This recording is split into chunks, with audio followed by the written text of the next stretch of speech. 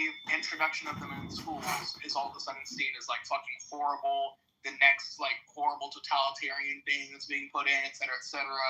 The evil left is trying to corrupt your children, blah, blah, blah. Like that type of like stochastic language is probably what ended up fucking over everything. With like X, Y, and Z is trying to corrupt your children. They're trying to corrupt your children. They're trying to threaten your kids, et cetera, all that kind of shit.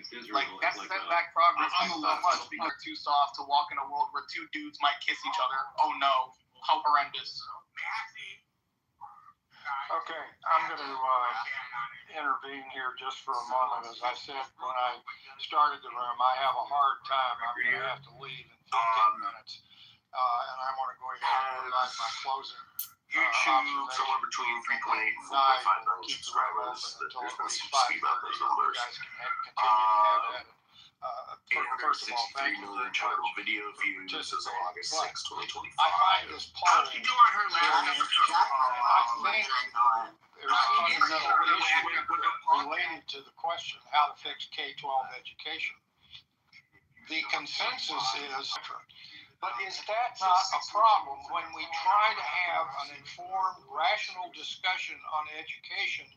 We go a mile wide and an inch deep and can't get our arms around something that's truly basic and fundamental to fixing the problem yet. But I think it reflects the need to do that. We've got to focus our energy on things that we can fix and not go a mile wide and an inch deep. Now, that's my conclusion of what this room has demonstrated, but it's been a good discussion. About how to fix K-12, right? My ideas on how we can fix that. I'm sure you guys will have opinions. And what something else could be. So here's what the funding inequities. We need to support teachers. Number 2, we need to reform the curriculum and testing. Number 4, tackle learning loss and the gaps, right? 5, invest in mental health and safety, which I think is important. Mental health. And part of feeling that certain energy is the safety that the teacher provides, how the classroom is, decorated or organized, how bright it is, how colorful it is, et cetera, et cetera.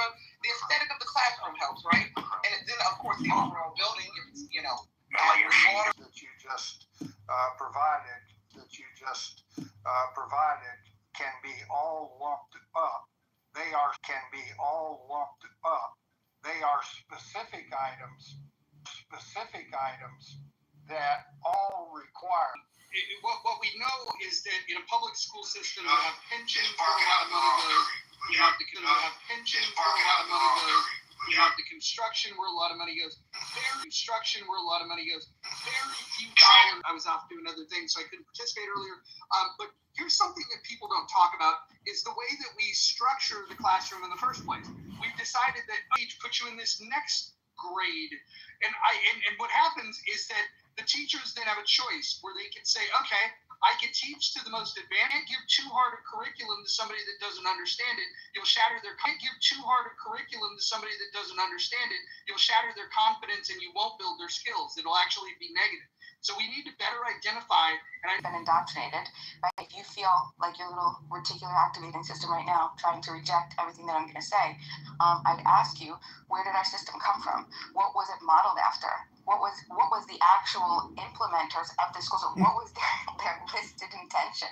It's documented. It's all very, very open and public, and it is. They wanted to keep us obedient. They wanted to get people in all of that thing. What Mojo was just talking about. I pulled up real quick because I thought that this was interesting. One of directly. It was going to prepare people to work in factories. We no longer live in that world, but we still have the SIG schools. No longer live in that world, but we still have the SIG school system.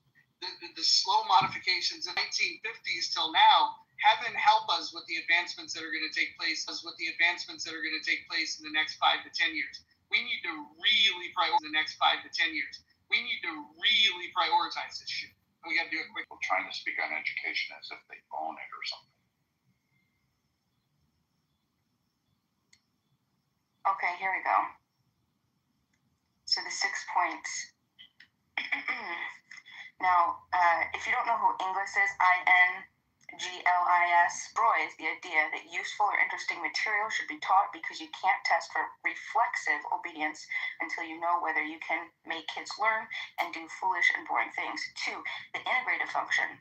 This might well be called the conformity function because its intention is to make children as alike as possible. People who conform are predictable, and this is of great use to those who wish to harness and manipulate a large labor force. Logging evidence mathematically and anecdotally on cumulative records, as in your permanent record, and everybody has one, right? The differentiating function. This is 4 out of the 6. Once their social role has been diagnosed, children are to be sorted by role and trained only as far as to human choice at all, but to Darwin's theory of natural selection as applied to what's called the favored races. In short, the idea is to help things along by consciously attempting to improve the breeding stock. Schools are meant to tag the unfit with poor grades, remedial placement, and other punishments, clearly enough that their peers will accept them as inferior and effectively bar them from the reproductive sweepstakes. That's what all those little humiliations from the first grade on were intended to do. The last function. The social system implied by these rules will require an elite group of caretakers. To that end, a small fraction of the kids will quietly be taught how to manage this continuing project, how to watch over and control a population deliberately dumbed down and declawed in order that the government might proceed unchallenged. Do you know how exceptionally high the literacy was? All of our founding fathers, Washington, Franklin, Jefferson, right?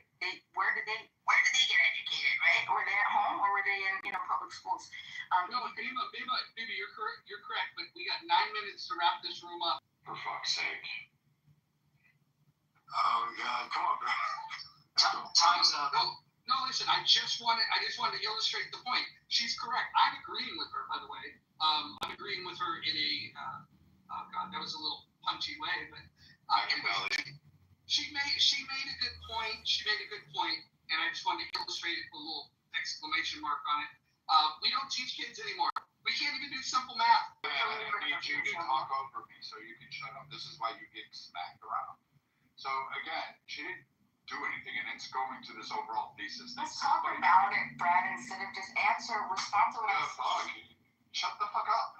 Like again. Shut the fuck up. You don't even say it. You're sucking. Exactly what we wanted to do.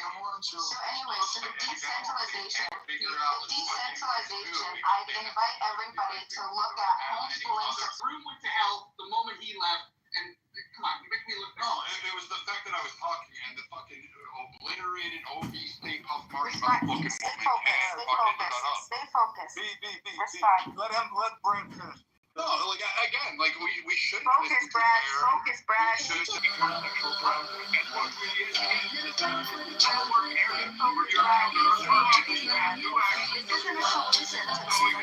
people. I don't want to move people to the goo because everybody. Just move her down. Again, I get moved by this cunt all the fucking time when you guys moderate, but she can't take her own fucking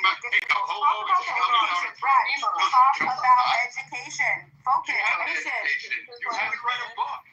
Education.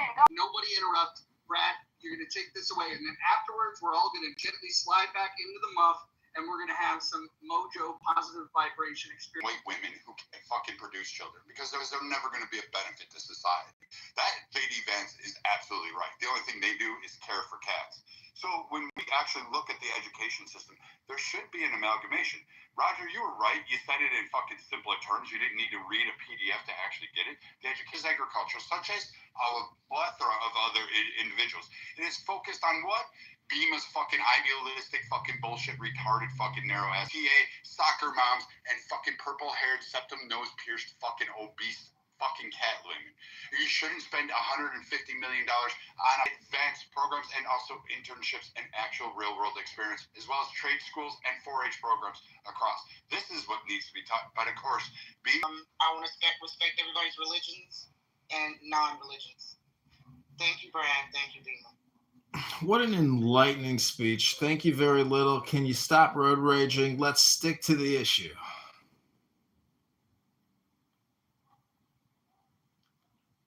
person today.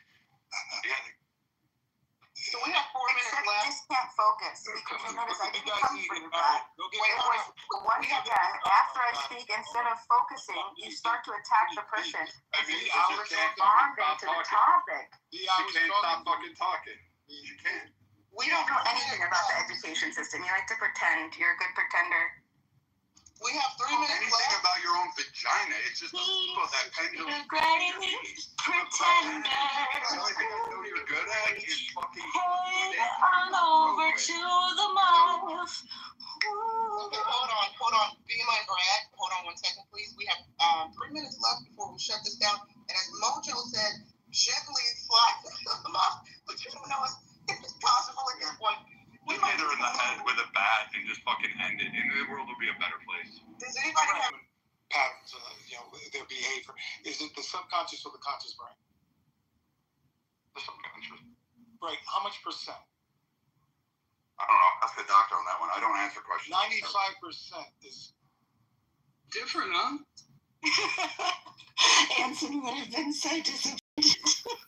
I'm gonna send him a message and I'm gonna say, hey Anson, if you've got any brain cells that you want to kill, listen to the last 15 minutes after you left. He's gonna, you know what he's gonna do? He's gonna tell me that we need better mods. That's what. But the truth is, it's like, if we're being honest, forget about who was involved. That was all my fault. I allowed it to descend. I could have modded differently, and miles per hour. Wow. So let me ask you a question. Were you It was a Ferrari 296. It probably had a little more pedal left, but we got to the cones. Were you in the moment, Mojo? Were you in the moment? I was in a flow state. For sure. There you go.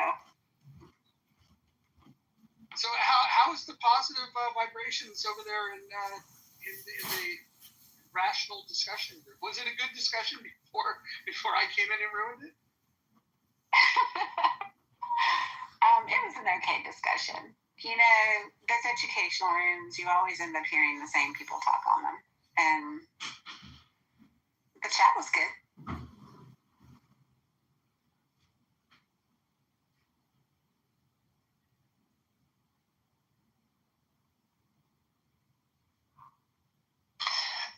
Mojo. I don't know where John is, but what I was trying to articulate, it wasn't coming out well because a lot of people. So when I was explaining, it doesn't land for them in a way where they can understand. I think so. That's why I just shut up about it. Yeah, Simon Sinek's got this thing about start with why, and he gets into people that think different. He talks about Steve Jobs. He talks about Martin Luther King, and he also talks about the Wright brothers and how their view of the world starts with and beyond just their and beyond just their local area, right? It's not just the country. There's a local area, right? It's not just the country. There's across the waters to other countries. What Dr. Joe's work and what we're going to be talking about and applying in October it's going to be about. Hey, this is candidate Congressman John Kitover, and I just want to say that in that room I, called out that we're spending $88 billion a month or $1.1 trillion a year. I would suggest instead of $88 billion a month, we go to $60 billion a month immediately. Does anybody think that might solve the problem? John, that's the result. The money, that's the end. Things require money, but first you got to figure out what the thing is, right? The change that has to be made, right? Well, no, I think what he's saying is the opposite of what some people say. And one of the choices in that poll was do you want to add money? And maybe the answer is we take the money away. I mean, if you look back, we called a certain generation the greatest generation. Why do we call them that? It was a generation that grew up in the Great Depression. They were forced to deal with less money. And so I would make the argument that when you take money away from a situation. You actually open up the conditions that can allow you to actually improve the situation. Only when you're doing things really, really well can you then have the discussion of, hey, can we pour money? Money should be the gasoline that you put on a fire. And we don't even have a flame yet. So I would say what we need to do is we need to take the money away from the system. We need to starve the system, and we need people to be creative, create parallel institutions, something that works, and then once it works, then we pour the money on it. And I will tell you, people will be less picky about how much money we spend if you're getting a return on that money. Because I think one of the fresh results, we also have $100 trillion in unfunded liabilities, and we have nothing to show for it. That being said, there's worse places you could be. You could be in a country that doesn't have that kind of money to spend, right? But has other cultural problems that are a huge issue. A good idea. We just need to have the gumption to protect those rights. Let them earn the money, then give more money. You're right. I think there should be less money, less. I think what we should do is take away every penny and then say, okay, whoever builds a system, they're going to get the dollars. And if that means that a system it's going to say, hey, we don't have enough money to operate, we'll just say, well, imagine that. Remember the free ride when the money came for nothing? Well, in the Chicago school system, which is broke, needs $175 million. The students should be cleaning the classrooms. Why do they have a $115 million janitorial contract when they can just have the students clean the classrooms like they do in Japan?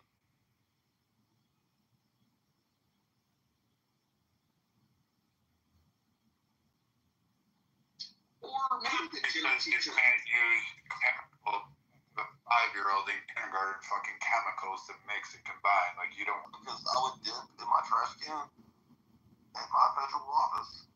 And, I got called out from someone else, like another person that worked that was a secretary.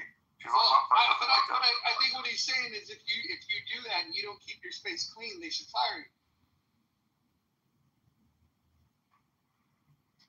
No, totally. I mean, that's why they're there to clean, right? My shit was clean, man. Where I work, man, you can't leave documents out. So there was a case, and I forget the thing, where a school was actually having kids participate in cooking, which I think kids should learn to cook in school. I think the world, the obese white women, because again, in between eating ho-hos, they decided that their kid may have gotten scalded with hot grease, or maybe the Soccer Mom Association has stopped that one. We used to have shop where they actually built lamps. That stopped because of the Soccer Mom Association. So if you really want to make those changes in the school system, you need to start with the obese white women that really do fuck up the schools for the rest of everybody else.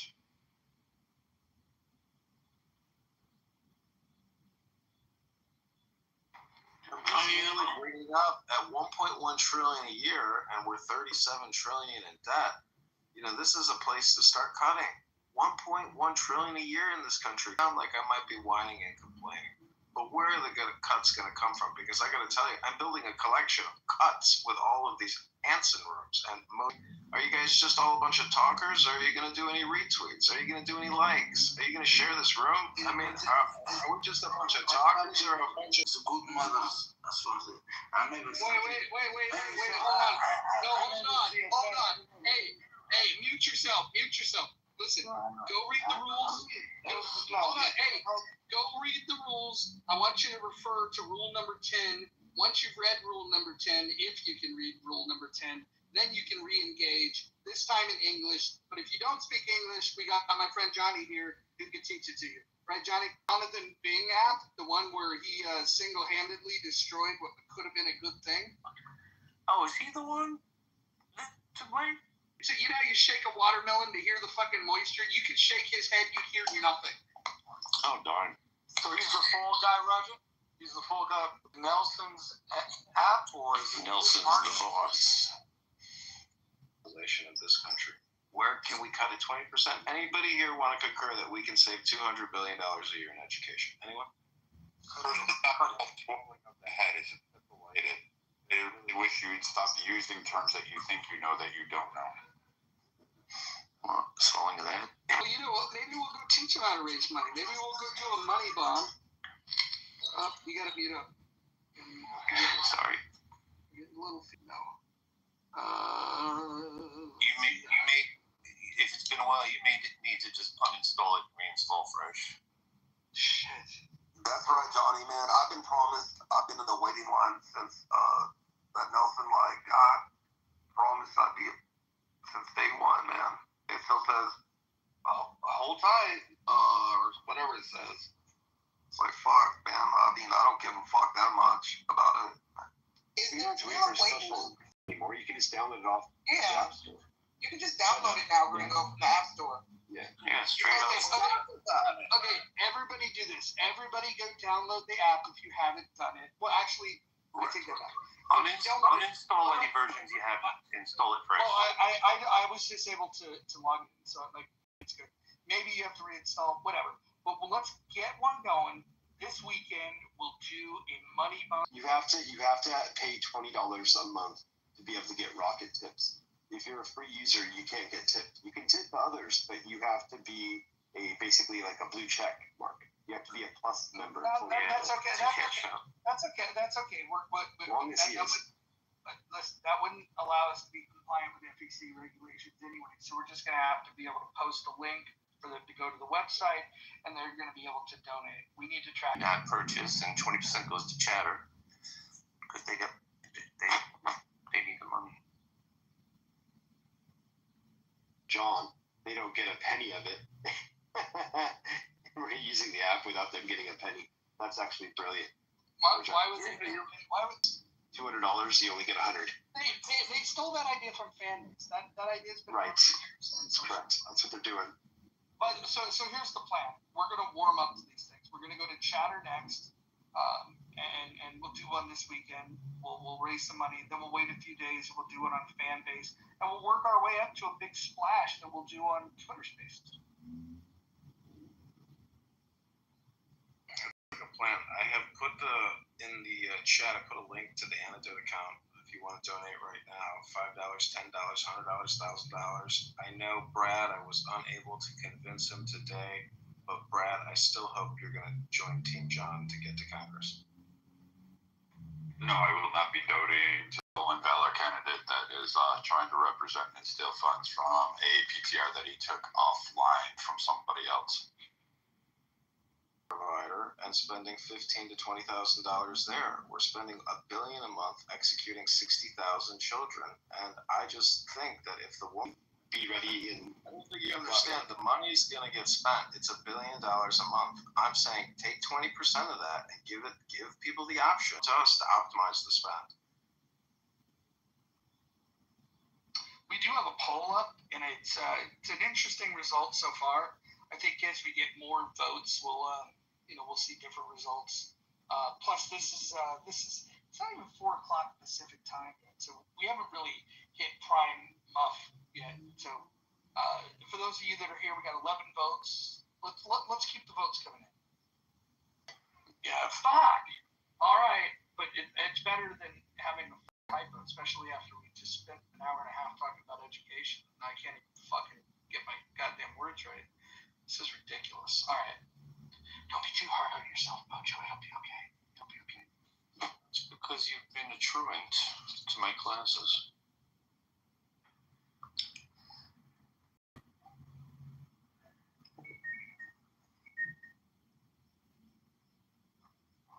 Yeah, so it's 30% to the Play Store / App Store, 20% to Chatter, 50% to the intended recipient, and there's like a 30 to 60 day delay. They hold it in escrow or something. you should say, let's chat about it. Instead of, let's talk about it. Okay.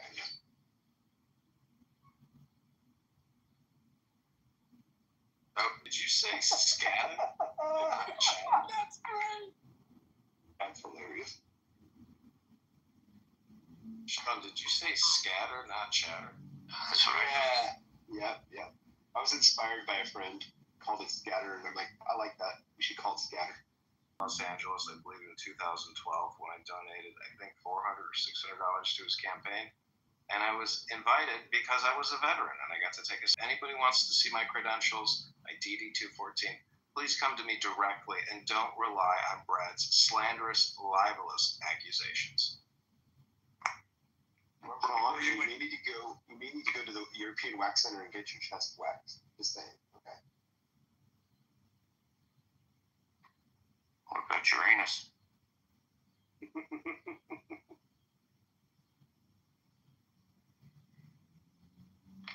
John, you being in the Army is almost as believable as that there's a guy out there that wants to actually let Bima do oral on him.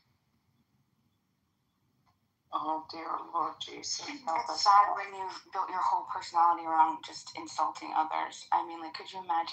Hold on. You guys might have got the wrong memo. They should read together. I think that was a shared experience that was very rewarding. They've gotten together to written line from the Rocky Horror Picture Show, courtesy of Dr. Frankenfurter, and that is, "Don't dream it, be it." There's a beautiful saying, which is that I am perfectly imperfect, and that's perfect. And if we could all take that on and embody that, we can make the world a better place. All right. I see some bumper stickers coming. Wallace, go ahead. Hey, what's up? Good day, beautiful people. Let's see. I think it's great being fifth on stage in the moment. Brad, you make that bet. We could probably get, $1,000 from Brad to the campaign. If you lose, we could probably get something going here and get some money from Brad. If I donate, it's anonymously, which I think that's great that you could donate anonymously if you care to. Not $9, $10, not 11, but 10. So, fun stuff. Great day. Love you guys. All right, I want to go back to serendipity. Do you have any positive vibes to share? Positive vibes to share. I just want to tell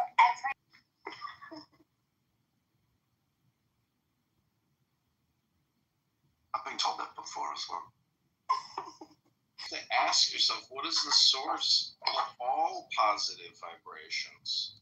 And, right now I am laying in the sun, and what I like to think has mass is our words and what we think and what we say.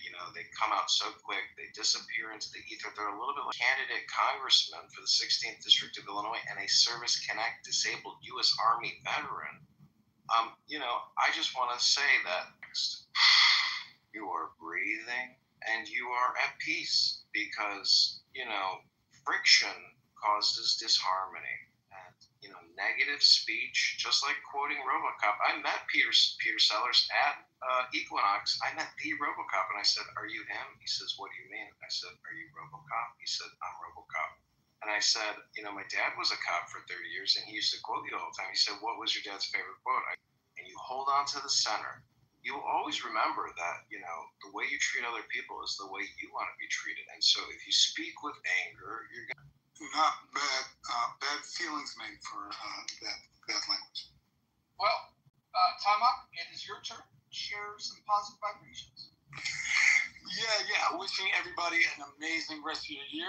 If you want to have a good laugh, I have a film that's being re-released into theaters. They added 500 to 600 more theaters, but it starts October 19th at AMC, and I'll find out more about the other theaters that are releasing it this fall. It's called Last Dragon.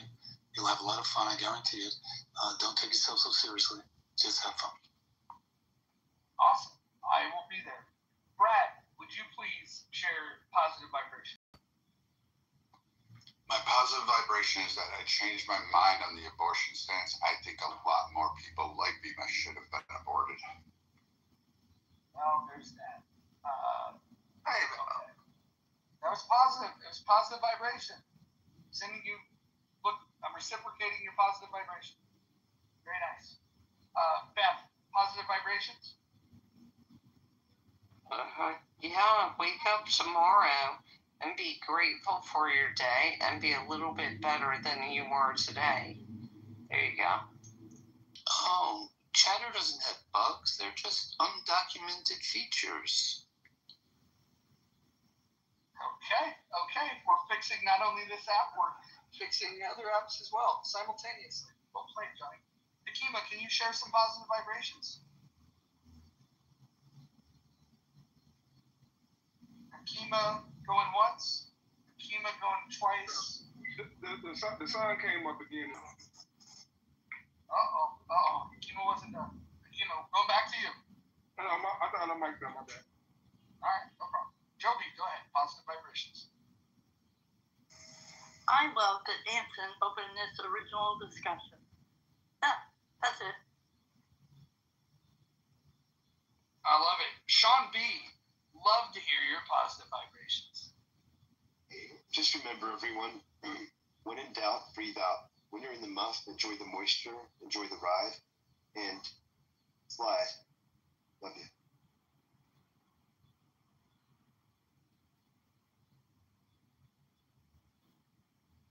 Okay. Ashley, it's your turn. Positive vibrations. When life sucks, there's always books to disappear in. Books, otherwise known as the world's greatest external hard drive. We learned that here in the month. Marshall, positive vibrations. I'm doing good. Didn't sleep, but back to go out of town tomorrow. Buddy of mine from college married, so he's having his bachelor party. All right. Well, those are the positive vibrations. We're going to try to minimize the negative vibrations. But sometimes you got to keep them vibrations coming. Quite happy up here. We got a nice little poll going. Hopefully people are responding to the poll. For whatever reason, Matt Cool thought he was too good for the poll, hasn't responded yet. No pressure to Matt Cool. Beth has not responded. Ringo's not responded. Timeout's not responded. Roe, Wallace has responded. Did you just announce it, or did you announce it earlier? The poll has been up for a while, and there's typically visual cues. All you have to do is look them up. Nice guy. Where's that positive vibration? Well, I'm positive I posted it. Just a quick note, as you do your campaigning and fundraising, people like Rohan cannot give any money. Yep, we're well aware of that. Well aware of FEC regulations, and in fact, until $5,000 is collected, there's no need to even properly file all the paperwork. So we'll cross that bridge when we get to it. But hey, you foreigners, you cannot give any money. We'll reject on this app right now. So if you go to the antidote page, the rules on contributions are at the bottom, and Abby is correct. Rohan would not be allowed to be uniform, and the fact you've never served as an officer, and then your PTR shows an E7 rank on your own fucking sleeves. Brad, at this point, I don't even understand what this is, because you produced zero evidence to back up your claims, and you've been refuted with visual evidence as well as documented links that verify who John is and his background. So let's see. He said he was a sergeant in the Army, then went to be an officer through the Citadel. Cap. Bullshit right there. That he was a butter bar for 4 years. Again, cap. Bullshit. Doesn't work that way. Also, the uniform that he has on, cap. Bullshit right there. It originally said kitchen. That's why it was changed. And now it says Kitover. So either he's faking taking a name and using somebody else's, or which again would be stolen valor because he's raising funds under that guy's, which you would be also part of that conspiracy to do that if you actually know or willingly knew that. And then that's a federal crime. I hate to tell you that. That comes with actual repercussions. And so if you are collecting favors or gratuity or funds and utilizing the image of a veteran, and you're doing it under the name of the veteran, and you have not served, that is stolen valor. So no, This idiot, Edmund, who spends his day with 20 phones in front of him in his underwear and living off of lithium and playing fucking EDC in the background and thinking dubstep is going to make a comeback? No. This motherfucker, if he did serve, he was discharged because he was batshit crazy and he didn't go through the Citadel. He also couldn't even remember the first two sentences of the oath he took. Well, hold on. You could Google John Kitover Citadel, and you can. Okay, so why don't we bring up right now? She's got enough experience in the Army, and she's got contacts all the way through. She can go search this down, and she can go right down to the grit and make sure that who you're collecting funds for and this person on stage are the same person. We could do that game. Yeah, I'm just saying, you take stolen valor and you're collecting money on it. That's a fucking problem I have. That's a line too far. I mean, you could actually continue to say Monica's a great looking girl. And no, that's not true. But I mean, stealing under a veteran's name, that kind of, it's shitty. It's shitty. Brad, you making the claims that you're making and getting it proven to be untrue as it happened earlier, I would just ask Abby. Abby, can you tell Brad what the consequences are for slandering somebody in such a way? I mean, it's going to be a civil case, so it's whatever the damages are. That's, it matters what state, it matters what the damages. So if you were to slander somebody and make an erroneous claim that he is upon that basis. Did Brad say it was his opinion? No, he was stating Brad, it as did you say it as an opinion? It's your opinion? That is absolutely my opinion. Give to this idiot, go ahead. But this is the biggest troll and scam that's going to go through. This reminds me of all those early Clubhouse days where people paid for fucking courses on real estate and how to get rich. This is grifting. This is bullshit. You don't believe me? You could go ask Brian. You could go ask a number of people who are like, yeah, this is a completely crackpot made up fucking troll.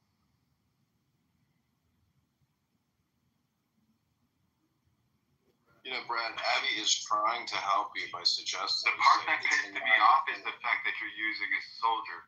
It's not you, and you're playing some bullshit game. Again, even under your Ballotpedia photo, you put an enlisted uniform on and then said, yep, that's my photo when I graduated OCS. You did it. John, is that your uniform? Or is it photoshopped? Or like, no, that's my uniform. That's my commission ceremony. So. Absolutely. Okay. Do you still have it? 100%. That's me. So you still have it? Go to John Kitover on Instagram. Do you still have it? I don't have the uniform anymore. You don't have the uniform? I didn't see it. Why not? How come? Well, I unfortunately went through a purge at an apartment. I was like, you know what? I'm going to get rid of this. You got rid of your uniform? Yes, that's right. You count on you held in your position.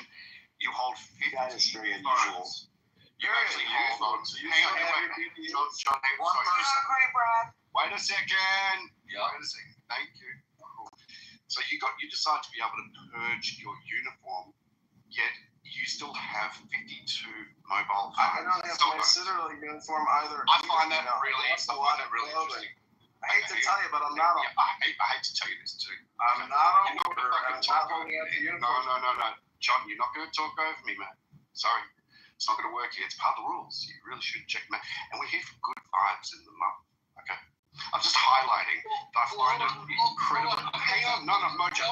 Let me just highlight this just very, very quickly. It is nuts that this guy has 52 cell phones. Okay? But doesn't get his uniform.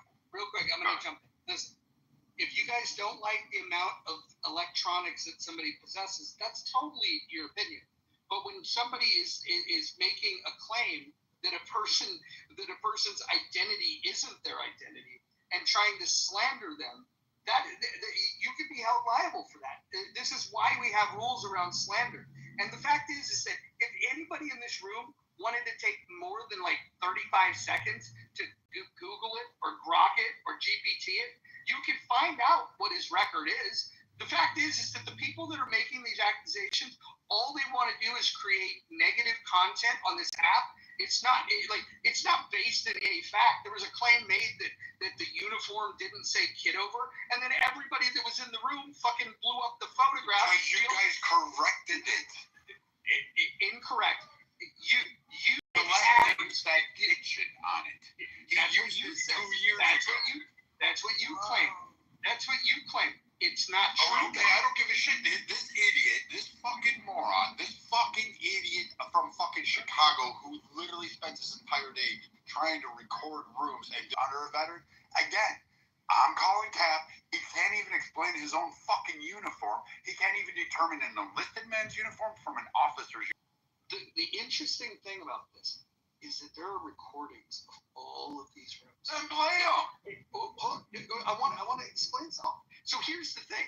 You guys believe whatever. Anybody can believe whatever they want.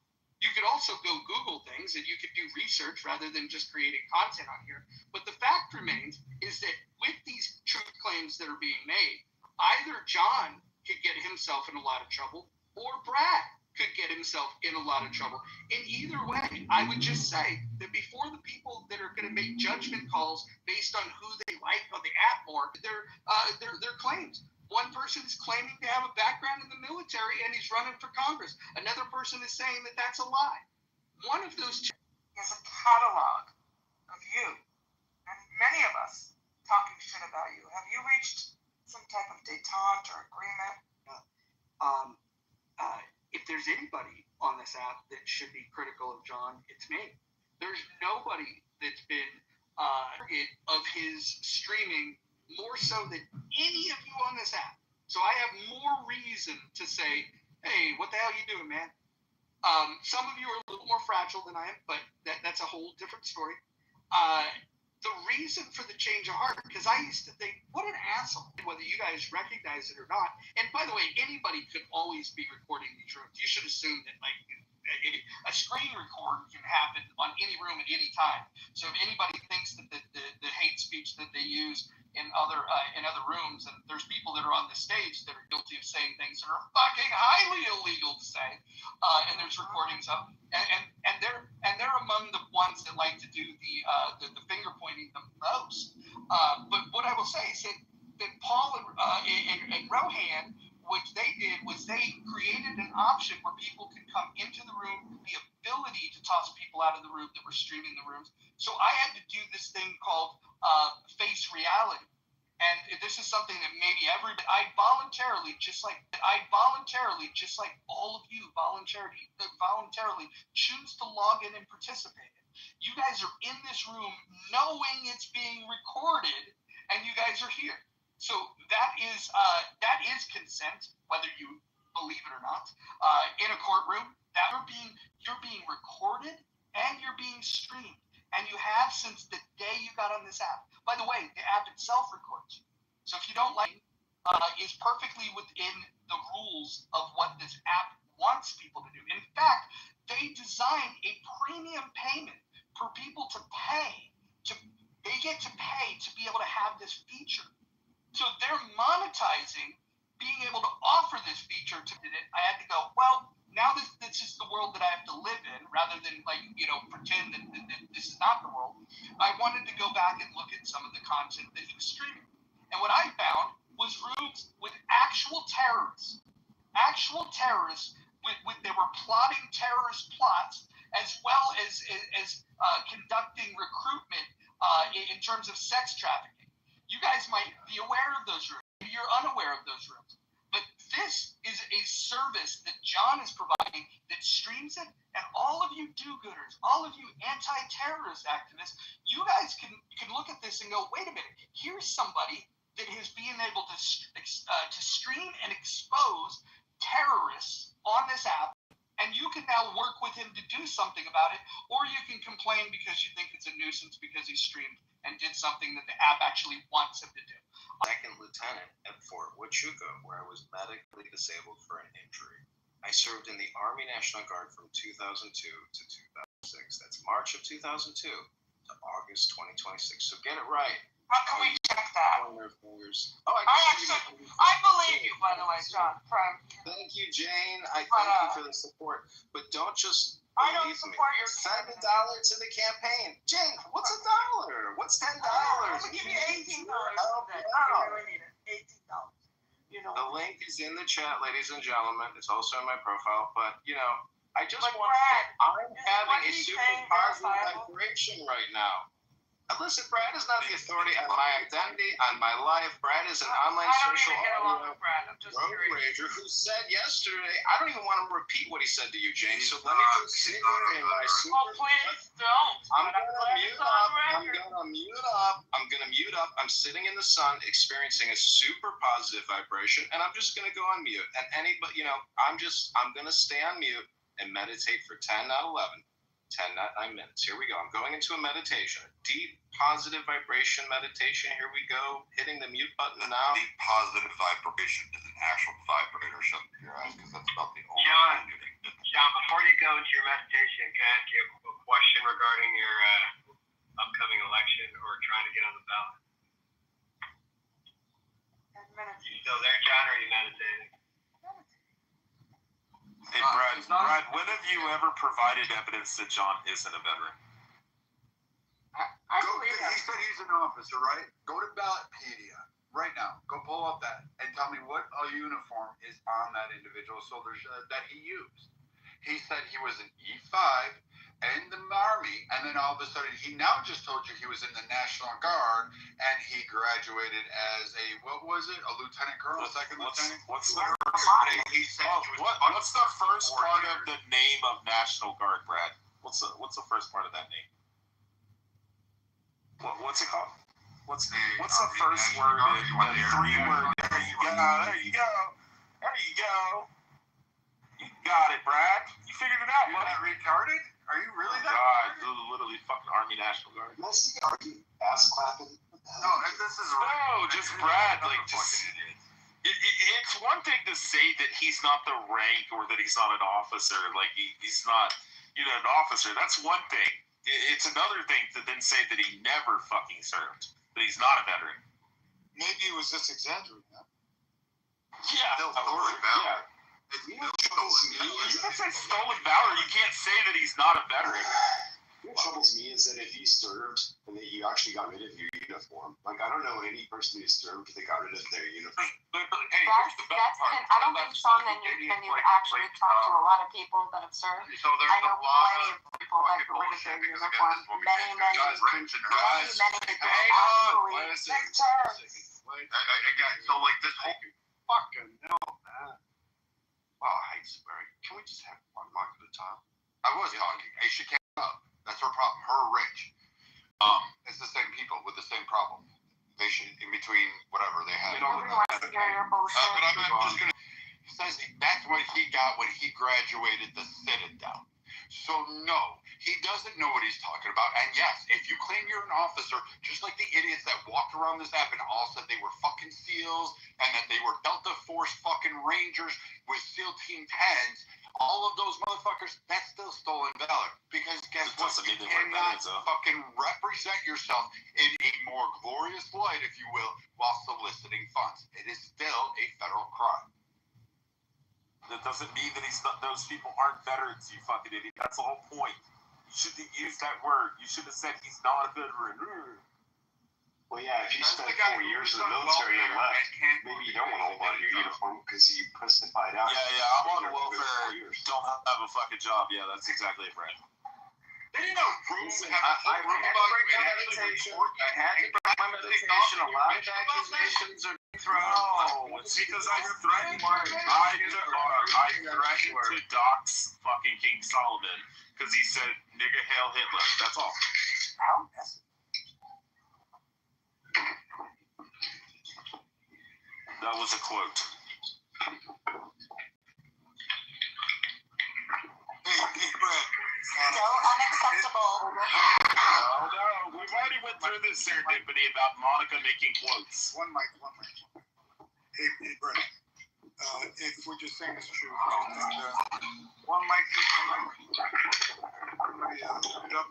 Guys, what's the little background? Moose going on. Time mic, is that you or is it somebody else? No, Moose moved it up. Yeah, thanks. No. Hey, Brett, you've laid it out. At this point, you did what you're supposed to do, and you laid out what you were saying, and let everybody else sit with it. And I agree, Ty Mac. I wouldn't. Like, you guys want to donate? You gave over $1,000. Like, I mean, it's not the worst thing. People gave like $100,000 on an app. Morons like Rich, like Bima, like others that fucking ran little fucking scams. Like, go ahead, give your money. I'm just telling you, he's not going to money. He's not going to win. He's not running, and he's soliciting funds. I didn't give him money either. Yeah, I don't believe John's actually running for Congress. I think it's just a troll. Shit up and believes it's crazy. I wondered about that because I've seen him on the app so long, or it just isn't. Wouldn't it? And I'm not into politics. I'm learning. I'm coming into this room. I'm learning. But what does the congressman do? They go out and they raise funds. Isn't this what they do? They knock on doors. What do they do, Brad? What do they do, guys?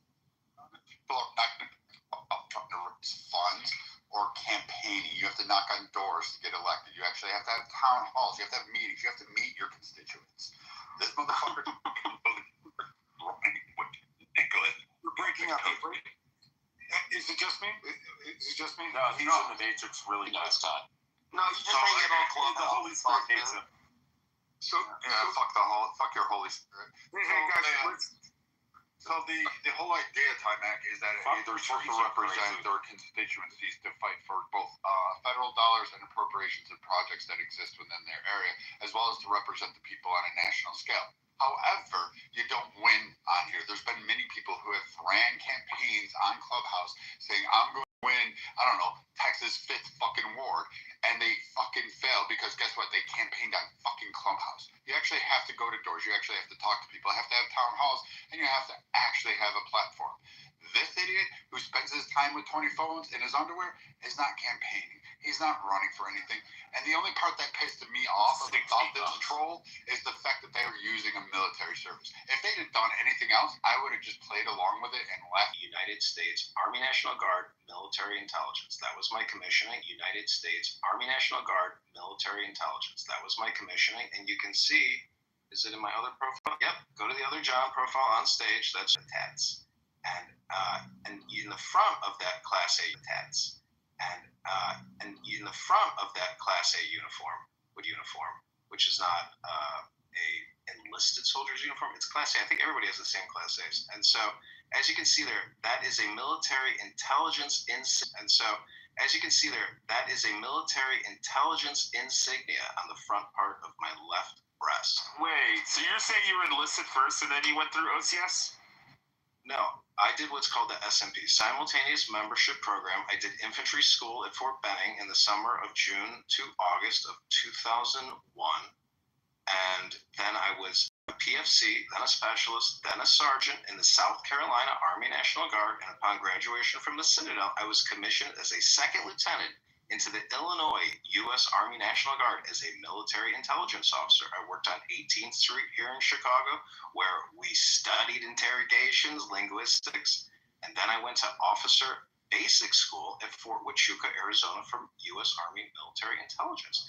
While I was on duty serving this country patriotically in the deserts of Arizona, marching up and down mountains, watching illegal aliens cross the border, I was injured and I was medically discharged in August of I hope you guys are recording. In August of 2006, I am complete.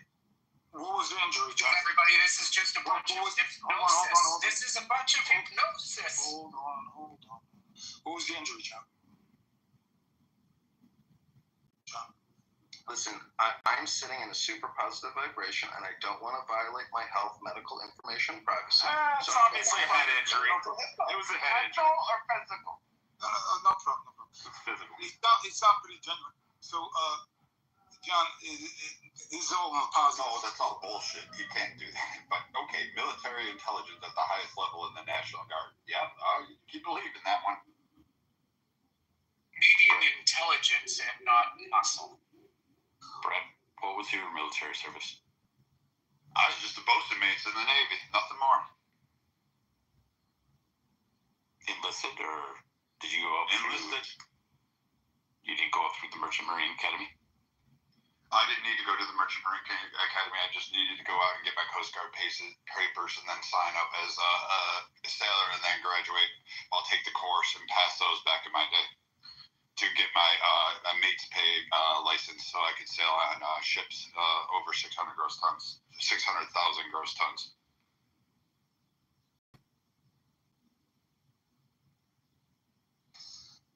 Yeah, so John, how do you, because Brad was explaining how. Right now, it's 2025. We're on a social audio conference call known as Clubhouse. It's a chat app. And this is how people organize. You notice that the year Brad, let him finish. Time, Mike, I just want you to know, pay attention to the years, because the years keep changing every time he graduates or goes to a base. He keeps flip-flopping the years back and forth. So apparently, I mean, he keeps graduating the Citadel every fucking year since 2005. Yeah, I got you. But I wanted him to ask the question. Let him answer, please. John, can you answer that? Listen, I graduated the Citadel 20 years ago in 2005. What is your question, Tom? Yeah. So Brad laid out, because I don't know a lot about politics, right? I'm not an actor, I'm a martial artist.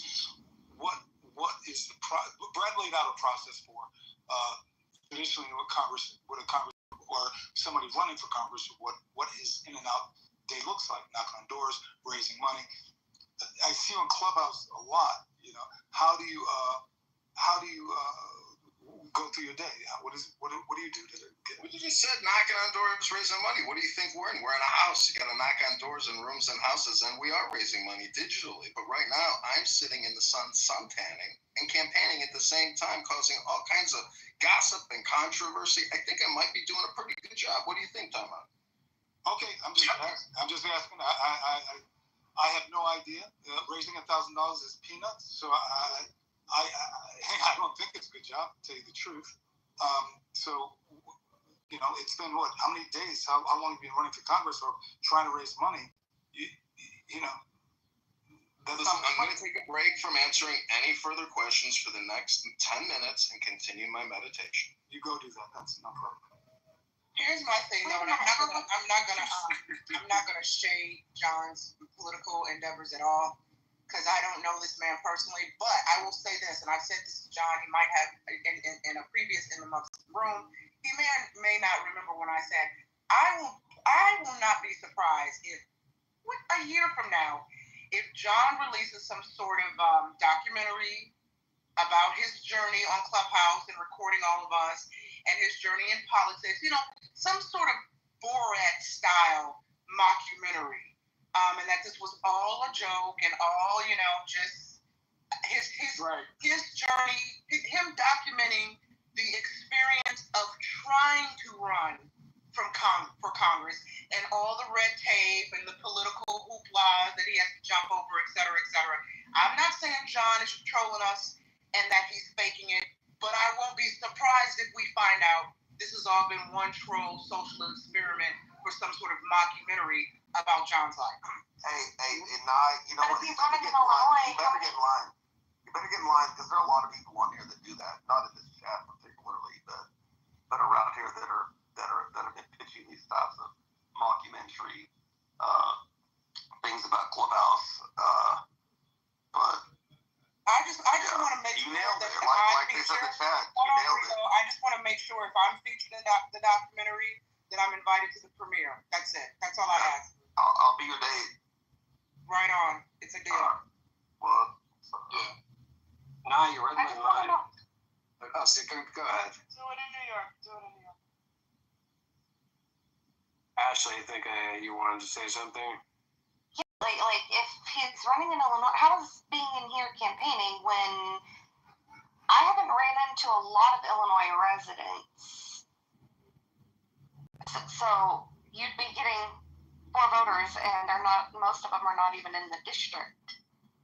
So I got a question for Brad, because I'm seeing multiple people putting in the chat that they've searched John online.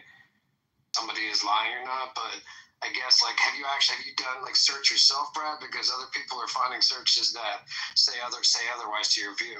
Yoga in his underwear on Instagram, thinking people want to see.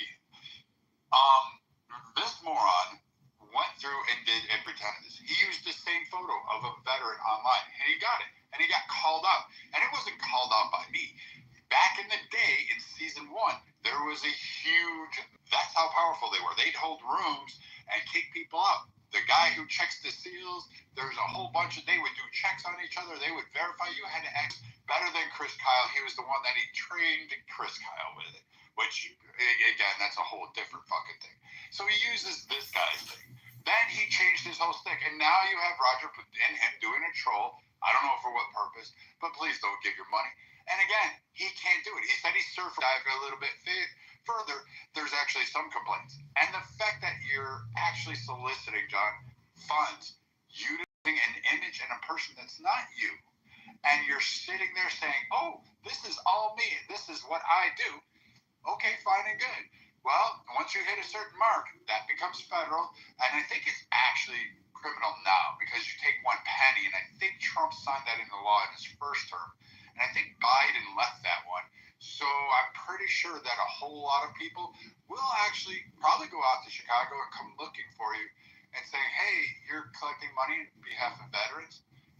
It's kind of shitty. And again, I don't have any smoke. I know what John looks like. Wait, what documents or paperwork would he have to provide for you, Brad, to shut the fuck up? He'd have to provide the effect that you actually were able to get. No. We're just asking, like, what documents do you want to see? Because he's already offered to give up his discharge papers. I don't think he has them. I think he poached them online. He said, I will send my discharge papers to anybody on here.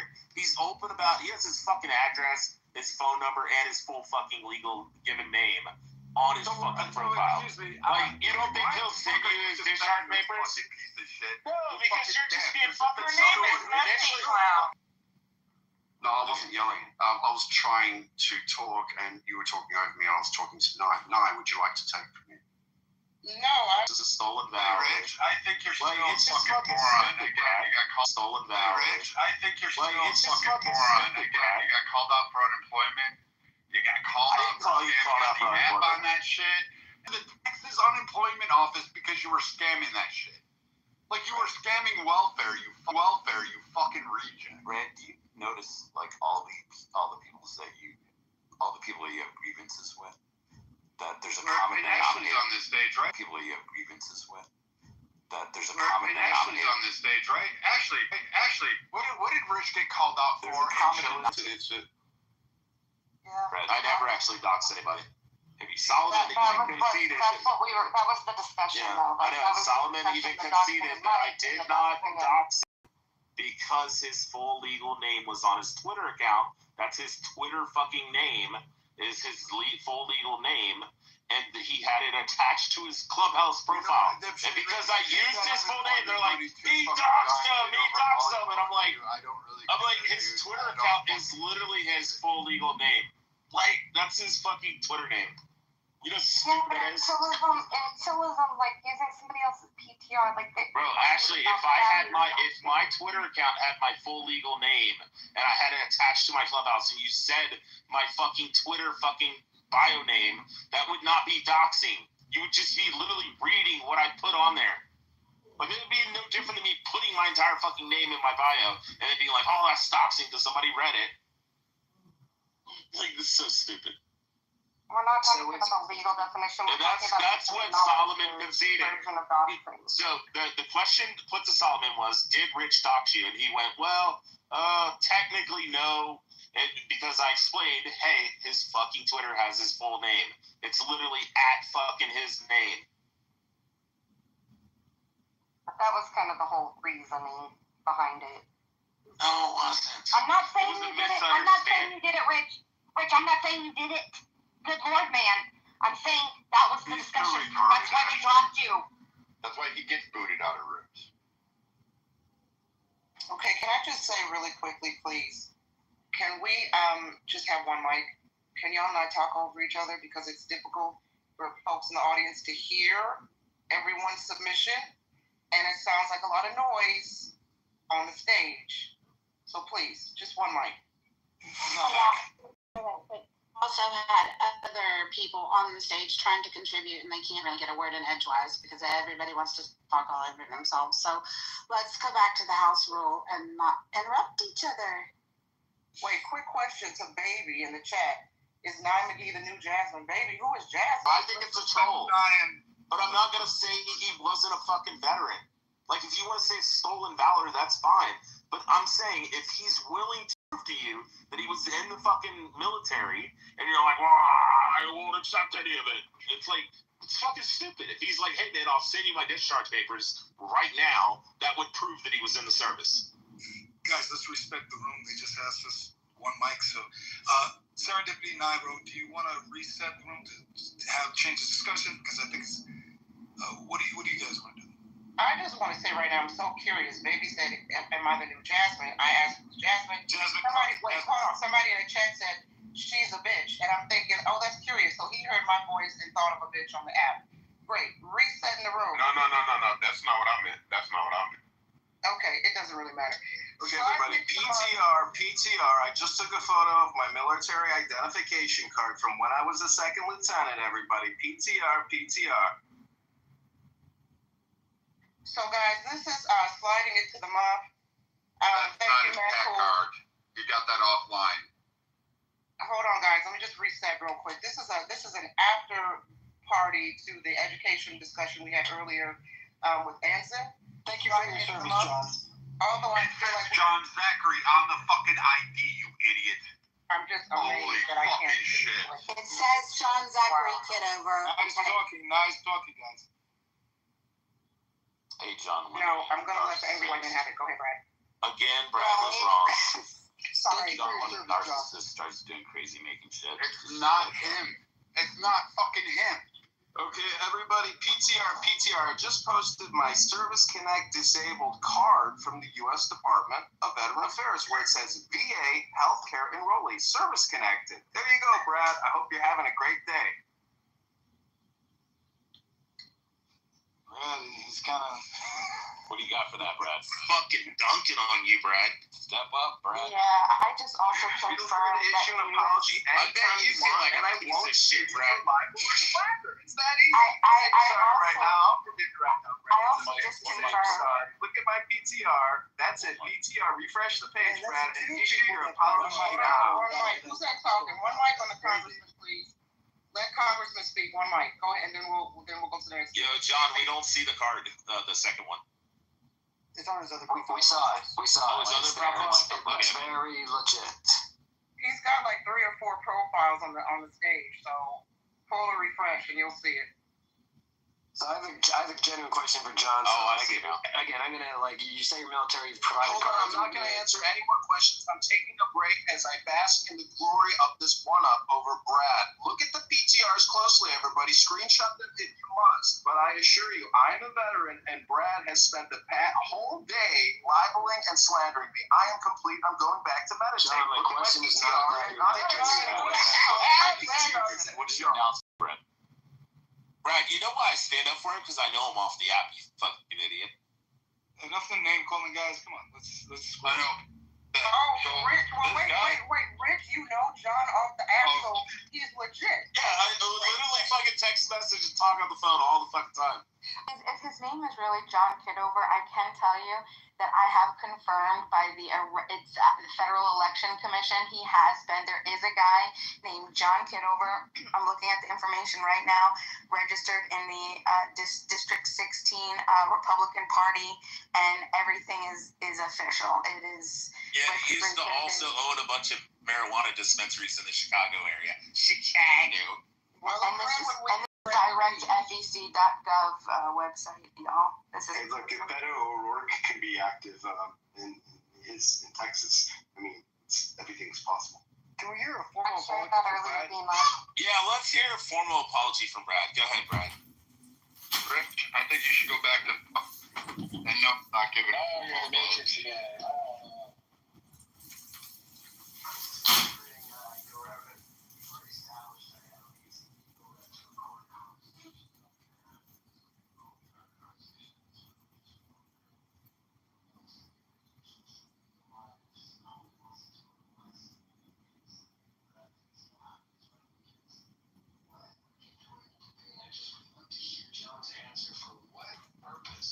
Were you recording 75 different people's conversations without really them knowing? It doesn't really build trust, which a lot of voters actually kind of care about. Well, guess what I'm doing? It's a duplicate. The Digital Surveillance Act, they're already recording your conversations on top of Clubhouse recording your conversations. So I'm just trying to save the voters money. Duh.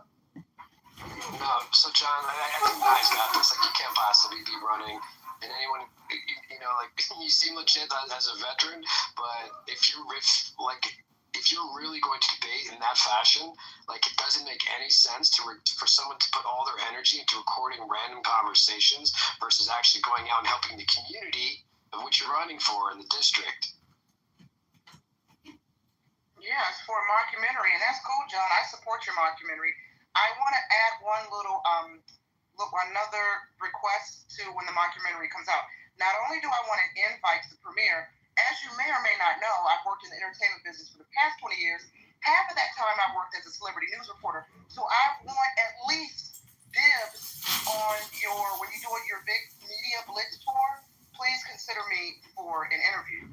That's what you can do for using my likeness and image in your social experiment. Which I just wanna mention that if a dog named Buddy the dog can win and be the fucking mayor of Rapidash, Kentucky, right? John Kitover, yeah, that's my hometown area.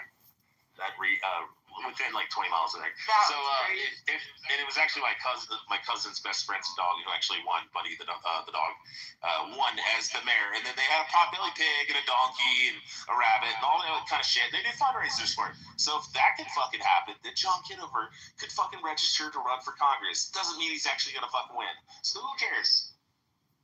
Okay, y'all can explain to me who's Edmund. Y'all call him John and Edmund. Who the hell's Edmund? Long bullshit story. Yeah. Oh, okay, got it. Oh shit, Keegan's here. It refers to a street. Say something. Don't ask him about Elon Musk. Say something. It's interesting. Waiting for It's interesting. They're very serious and illegal. So I wish we could get to the bottom. He like tried to hold a room saying I wanted to rape his 2-year-old daughter. Okay, fucking ran from that. Well, yeah, like Brett and Keegan are the models that I'm going to. Here's something I'm going to tell you.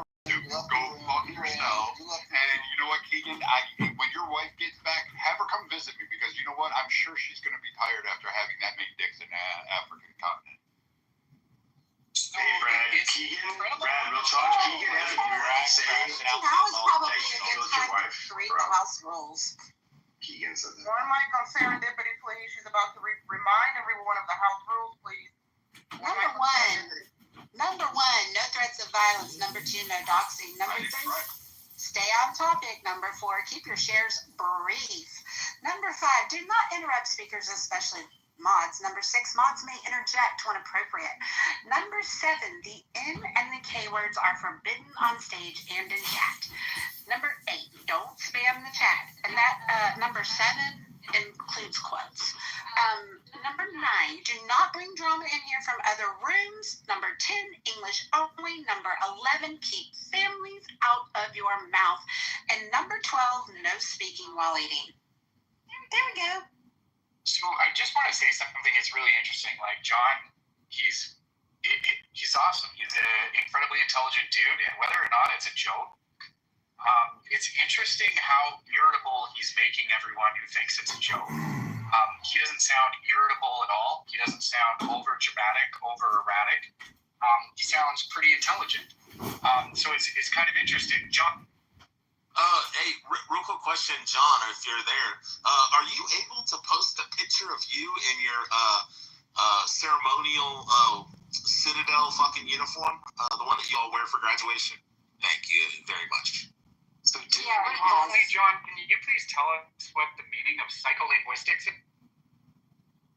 So, dude, your idea of intelligent is when I asked him why he's recording all these rooms, you know, hypothetically, that if he was asked that in a debate, his response was, well, I'm saving, you know, people's money and time, taxpayers' money. That gives intelligence to you?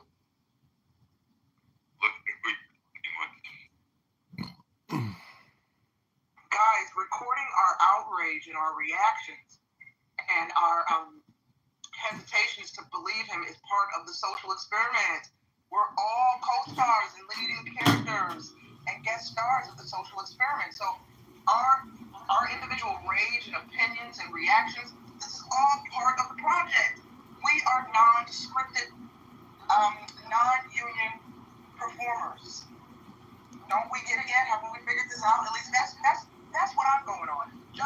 disrespect.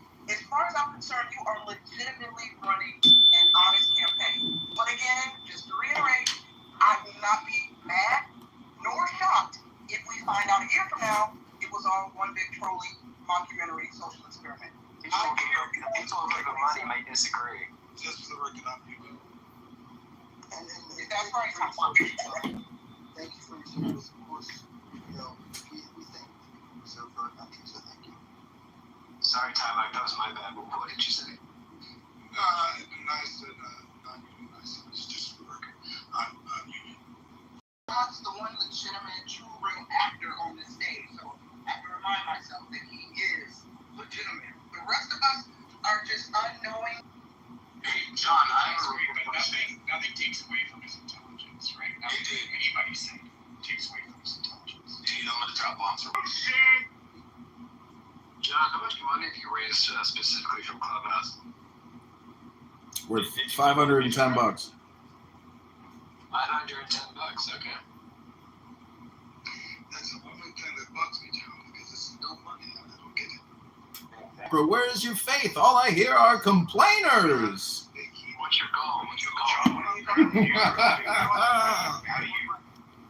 Well, let me make another demonstration of intelligence and go back to meditating silently for the next 10 minutes. John, what do you do for a living? Are you just retired? Okay. I'm gonna jump in. but you might be, that might be for real. Brad might say no. He might be, he might be military, but I still, as far as Congressman, I think it's all sham. Way earlier in the day, I don't know if he's actually military or not, if he was discharged from being retarded. I just know that right now he used that phone before, 2 years ago, and tried to scam people and said he was like some sort of SEAL team sniper on you. No, I was fucking with you guys. God, I don't give a fuck. So we can't figure it out. You guys berate and harangue him, and he's like, yeah, I'm the best SEAL ever.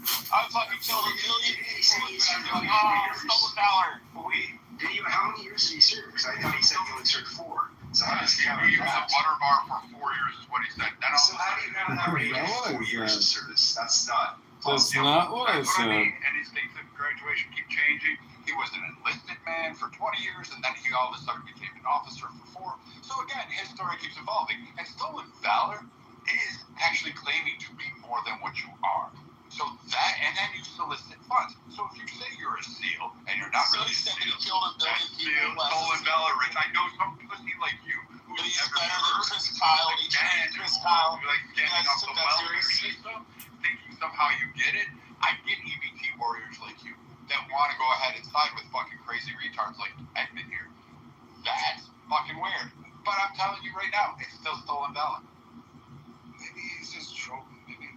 Maybe it's trolling. I didn't think he's the biggest troll. Him and Roger are doing a troll for some reason. I'm telling my Republican, except for Rich and all the others and Keegan, please, Keegan, get what little food stamp money you guys have. I know you're the type that goes out there and pours 2 liters of sodas out in the parking lot and then returns it for cash. Take all that money and give it to Edmund. The rest of you, don't donate to this campaign. It still stands. He's not getting irritable or over dramatic, and regardless if he's running, you are pretty intelligent. Yeah, and Brad, you're the one who's getting irritable and over dramatic. Where'd Mojo go? What happened, ladies? Where'd Mojo go? What happened? He didn't be part of this or have his name to it, so he left Nia and Serendipity in charge. That's what I'm wondering. And actually, what I said, Brad, is I earned $234,000 as a crane operator in West Texas in the petroleum industry, working in the system a little bit. After getting terminated because I ran over a piece of metal and it cut 3 tires on the fucking crane. But I was also working 24 hours straight, and by our policy, we're not supposed to work more than 15 hours. Even though, anyway. When shit rolls downhill, and corporate starts asking your fucking brain, even though everybody does.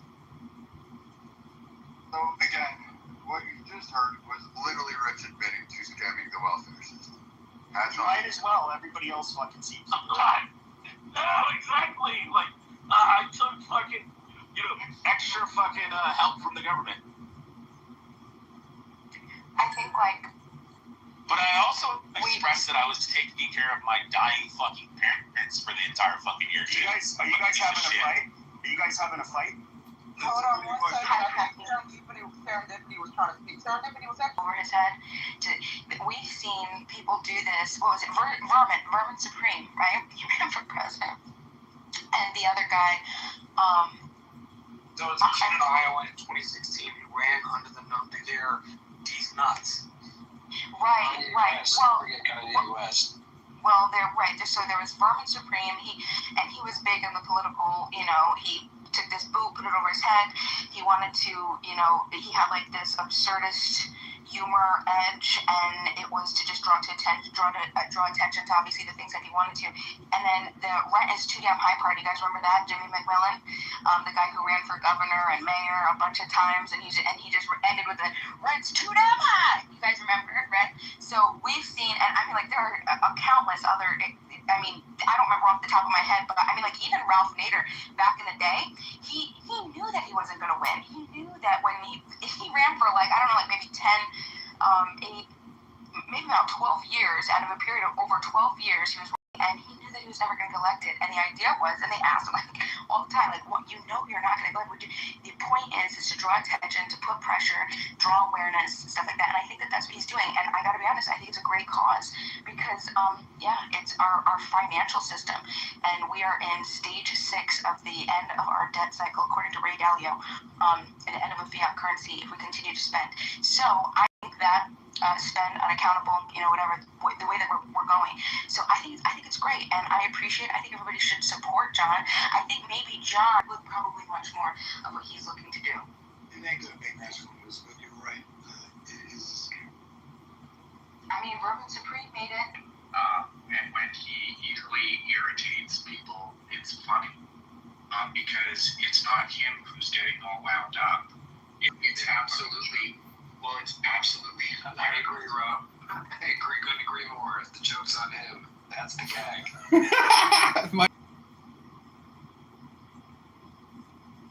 I'm still finding it hard to believe that people would actually donate money to this guy. Yeah, and again, it's not the point. It is funny. And yes, if anyone's donating him money, they're either way too rich and don't know how to do it. I'm making one of them. I'm saying that I find it hard to believe and understand that people would actually donate money to this guy. There's a guy on YouTube who wears a fucking toilet bowl seat around his fucking neck, covered in fucking chocolate sauce, and sits there and goes, "Little piggy, little piggy, little piggy, little piggy," and people fucking donate him money. You think that's wild? Like, people donate money to all kinds of fucking weird, stupid shit. Rich, did you give money to that guy? No, I didn't give any money to John. I wouldn't give any money to John because you will never know if John is trolling or if he's being genuine. He's true. He might be. If I genuinely believe that John was trying to run for Congress, then I'm probably going to say, donate some money. I'm sure Rowan money under a false narrative that's crazy. I'm sure Rowan gives money to NAMBLA. There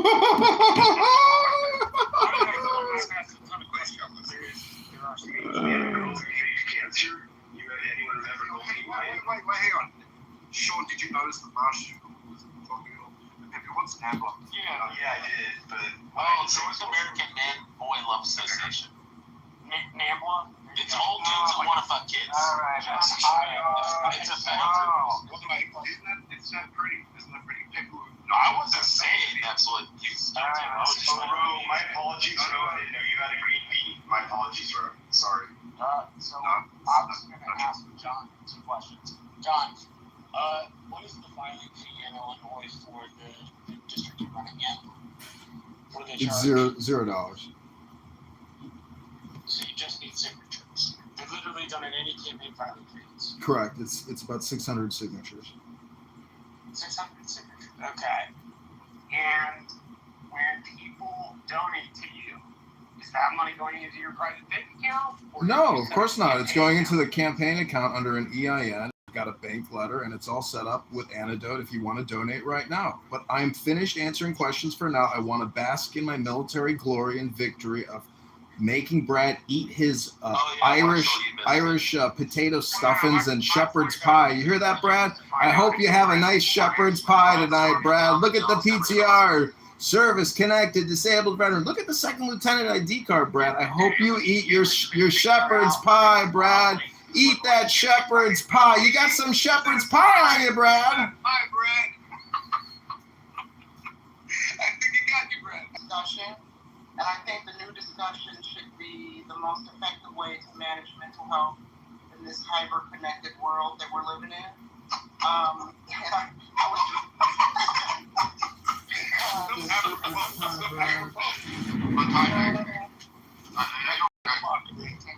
was trying to create a poll, but it wouldn't let me create the poll. Serendipity, I don't know what I'm doing wrong.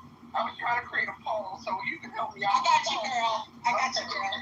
So I will say this: when you have idiots that can play with their fecal matter all day long, and again, he has 20 fucking phones in front of him and spends his days on Clubhouse. And Brad, pause. It's not 20 phones. He has over 50. Oh, I'm sorry. 50 phones. Exactly. 58. 50 phones over and spends his days since we've known him, Edmund. He's just been a retarded idiot. I don't know if he really served. He keeps changing his dates. He keeps changing his ranks. He keeps changing his story. All I'm saying is, most guys would have said they served. This guy's more of an idiot. I don't know.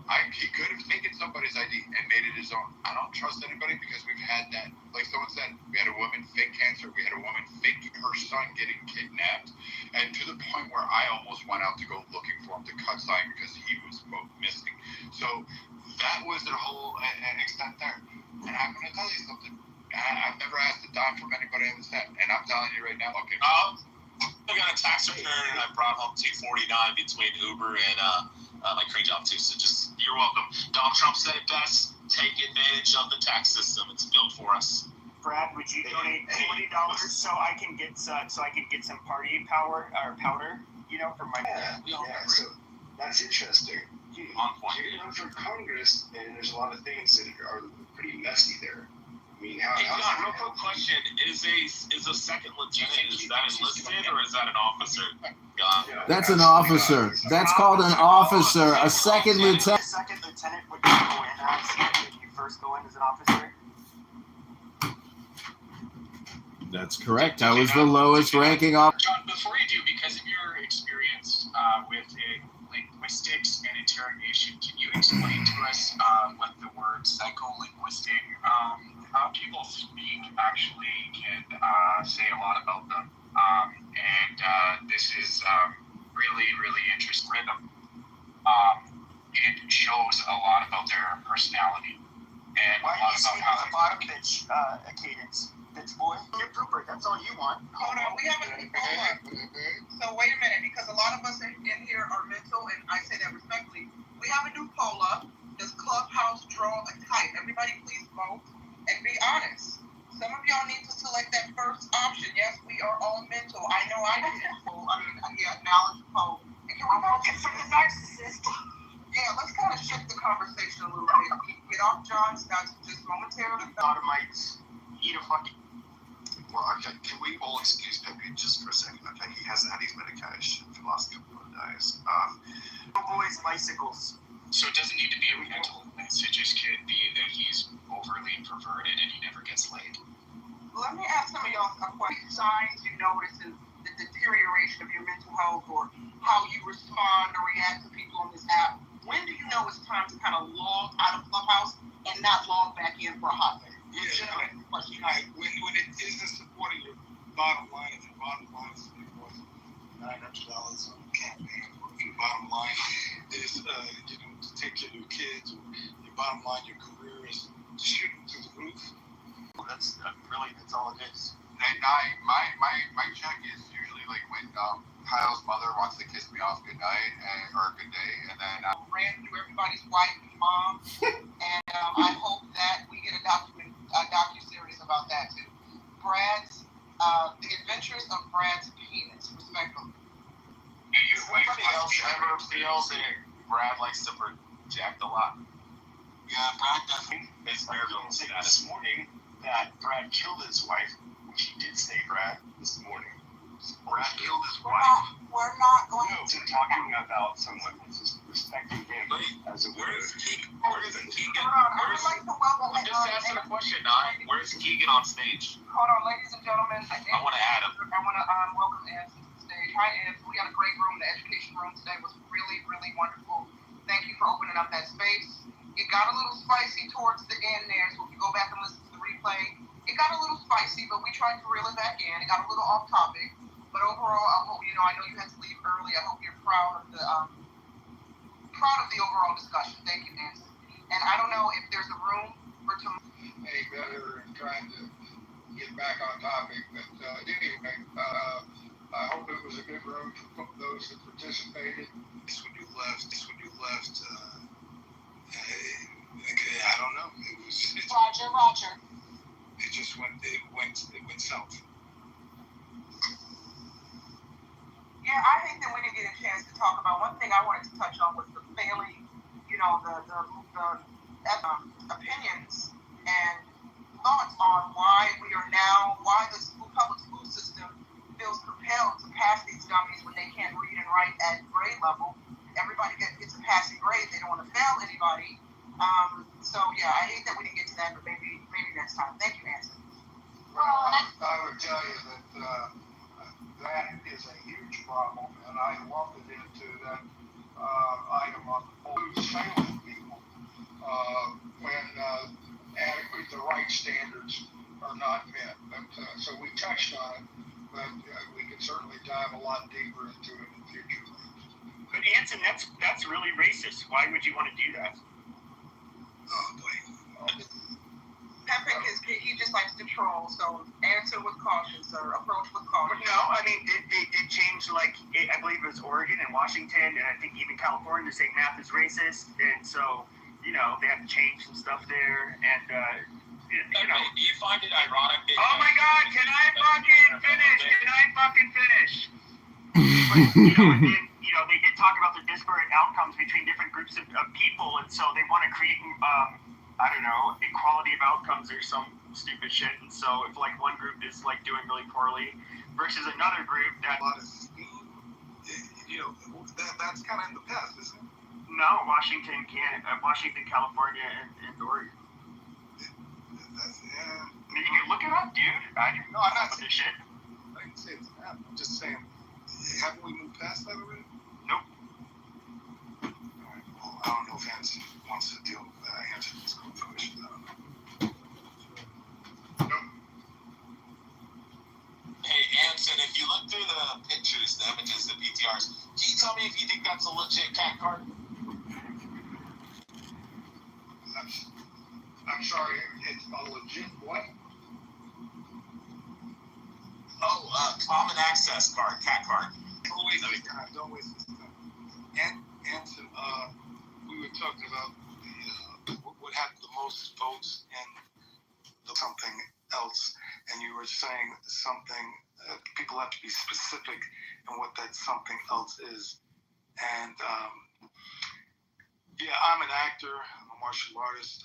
When I was a kid, I dealt with tough things, everything from abuse to all that bullying stuff. It got me into martial arts real deep. And I think, sports and things like this, art and things like that are really valuable for young people. But what I was alluding to, that I'm going to have in October, a 2-day retreat with cops and principals, is Dr. Joe Dispenza's work that talks about the science of behavior, the science of the mind, and how to educate them about the mind. I don't know if that's been in the education system. This About an education system whose goal is to improve the way people think. Right, but I mean, when I was in school, I never... is that we continue to fail to teach kids how to read, write, and do arithmetic, so it's hopeless to be able to engage in higher level subjects. And why is it they're not having that happen? What's in the way? Why is it lost focus? I don't mean to dominate this room in any way. Nor Please, what's going on? But I'm going to go back. I'm going to go back to my fundamental point, Tamek, that rigor and accountability. The reason we don't teach kids how to read, write, and do arithmetic to a level of competency is because we lack rigor and accountability in doing it. And if somebody calls that racist, then I tend to strongly disagree. Oh, I don't think that's who makes those decisions. Who makes the decisions as to what is competent in terms of reading? No, not what is competent. To make sure that that's the standards around that is high. Who keeps that standard? Reading, math, these kind of things. Well, that's a tricky question. If the government is running the schools, which other than private schools they do, they're the ones providing the funding. So what you're really asking is who sets the standards? And my answer, I guess, is governmental authority through school boards, elected officials, superintendents, principals, and teachers. But we've got to have good, strong standards. And I think we sadly lacking in those good, strong standards. And ultimately, if it's a public government-funded school system, then the government has to have the courage to both set good standards, high standards, and hold people accountable to achieving those standards. Okay, thanks for answering my question. How about martial arts or some? Because I would have liked to have martial arts when I had it outside of the school, but that would have been something I would have liked in the school. What do you think? Not obviously not for violence, but self-defense and discipline and camaraderie, working together, these kind of things. What do you think about having it in the school system? To engage in this discussion, don't get me wrong, but I've already probably bloviated too much in my own room. The last thing I want to do is bloviate in here and piss everybody off. So I'm here to, I just sort of dropped in to say, oh my God, the wheels went off the road. I'll engage in a conversation, but I don't think that, my companion is already pissed off at me because I'm spending too much time on club. Stains off of your underwear. Can we at least listen? We have, and I say this respectfully, with the language, and I don't want to police anybody's language. I know this is the month we get fired up, and that's cool. Anson, I appreciate you coming into this space, just being, you weren't even aware that you came into this room at a time when it was heated, and you kind of tempered things and cooled things down. So I appreciate that, guys. And while Anson's on the stage, I know I'm not, can we just be cool? Let's not talk about dicks and all this other stuff for a minute. Just for a hot minute. Can we just show some respect for our elder on the stage? Maybe I'm old school and old fashioned. And y'all can curse me out if you want to, because I'm putting out I assure you, Nye, and the rest of the room, if you look at my profile, I can get down and dirty and have done that for many. I can cuss like a sailor and multiply it times 10. So, been there, done that. I know how to handle myself in those kinds of situations. And go ahead, let her rip. I'm going to bow out and make peace in my own home because I'm spending too much time on Clubhouse now. But thanks for your compliment, and we'll see all of you around on Clubhouse, I hope. Thanks, particularly in the rational discussion room. Later, Anson. Thank you for your service. Thank you for your I think we're really making some progress in that room. We've only had it for 4 days, but I think we're really making some process. Yeah, I just want to say, Anson, we love and respect our veterans here in this room. Unlike some people. Okay, y'all can go back to acting like wildlings now.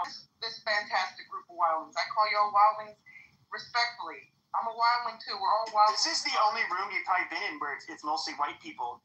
No, I said like where white people are trashing each other. Yeah, you're right, Pepe. This is the only room that I go into where there's trash talk. Yeah. Also, let me just say something. I don't want to make this about me, but I feel like I need to address this while there are folks in the room. Gentlemen, yesterday I learned a lesson. Stay out of white folks' drama. Stay out of this white-on-white violence. I called myself, because I got a lot of shit in the back end. Are you in it? Are you in it? And I didn't think about it in the moment because I thought I'm just going to be a neutral moderator. So for anybody in the room now who was in that room yesterday and you were probably wondering the same thing, hear it from my mouth now. Hindsight is always 20/20. I will never get involved in this shit again because I didn't think I was going to catch the heat that I caught in the aftermath. I thought I was just being, cool on the other side of a pillow by helping mod that space. So, you didn't do anything. The chat was flaring there, just to basically get you out of the space and into their room. Because you didn't say anything. I would say you weren't familiar with some of the people that came in. Like Cray did come in, and I was just like, oh shit, she doesn't know him. He will drag people. He had a room earlier, like in the room or something, or what was going on? No. It was basically just Keegan and whatever stupid drama with. I was remaining impartial. Yeah, she's a British Persian lady who's always drunk all the time. All she does, I let her. She's a feature in my rooms. I let her talk shit. She calls me how when you let her up, but bring her up. She can fuck up my chat room. I don't care. But she talks shit to everybody. If you claim that she's a drunk hoe, we're not going to deal with. No, you got to bring her up just to hear what she sounds like. It's fucking hysterical. No. It's like Foster Brooks. Remember Foster Brooks? He's like, what are you talking about? That's BB. Oh, fuck you, Pepe. You're talking about. Fuck you, Pepe. Motherfucker, you fucking. BB, despite how she sounds, I saw a picture of her. She's actually pretty, which I was not expecting. I was expecting her to look like a total beast. Sarah's the same way. Sarah's an attractive girl. She's just fucking crazy.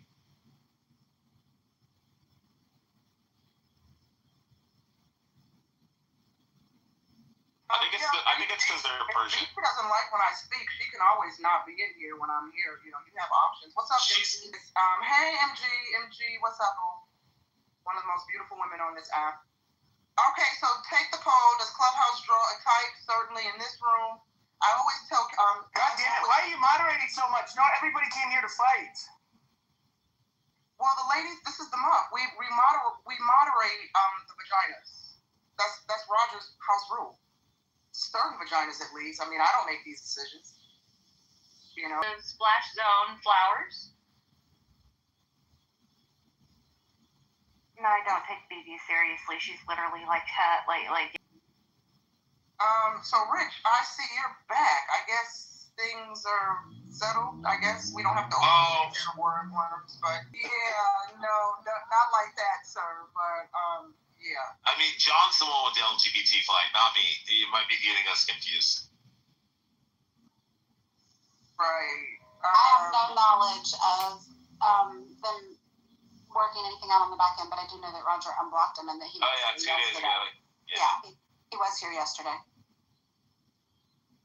Yeah, Roger's seen that I've migrated over to talking about Brad. See, again, lies.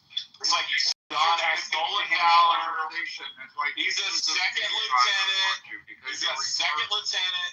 He's got his Citadel fucking graduation fucking garb. And you're like, not another stolen valor. I mean, again, scamming welfare. No, it's not scamming. It's called taking advantage of the system. Using the system to your advantage. Donald Trump said the same thing about taxes when Hillary said, you never had welfare in my country. Rich is married to an LBFM, so, I mean, I don't know what he's doing on the stage. He's talking about stupid Bay. So they would call, they called the women their little brown fucking machines. That was an acronym in the military. Yeah, they are. I hate that I asked, but now we learn something new every day. Little brown fucking machines. Oh, they're the horniest women on earth. That's probably true, yeah. That's why they all have 12 to 16 kids. And she's like, what? I wish I could have been this slut like that. Why not? I think they all have like hyperthyroidism is why.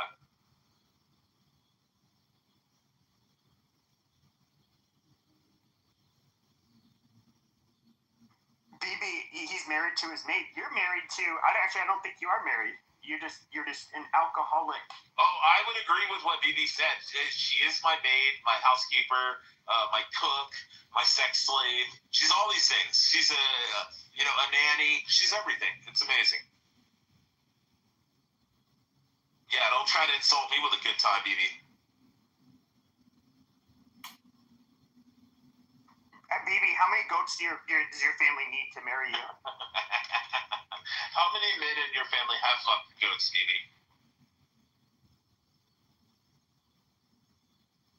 BB, I don't know how often you've been in this space, but I don't know. If you go hard on the chat, we got some shooters on the stage. They're gonna come. She knows us. She knows us. Like, oh yeah, we all this has been years. She's like this shit talking goes all day. Like with her, she's not a sensitive little girl. I bet you used to be part of the chillism group way back when. Oh, we ran Brad away? Oh no. Hey, at least Scarlett's happy now. It's because you guys are really unpleasant. I'd smack the shit out of you guys in person.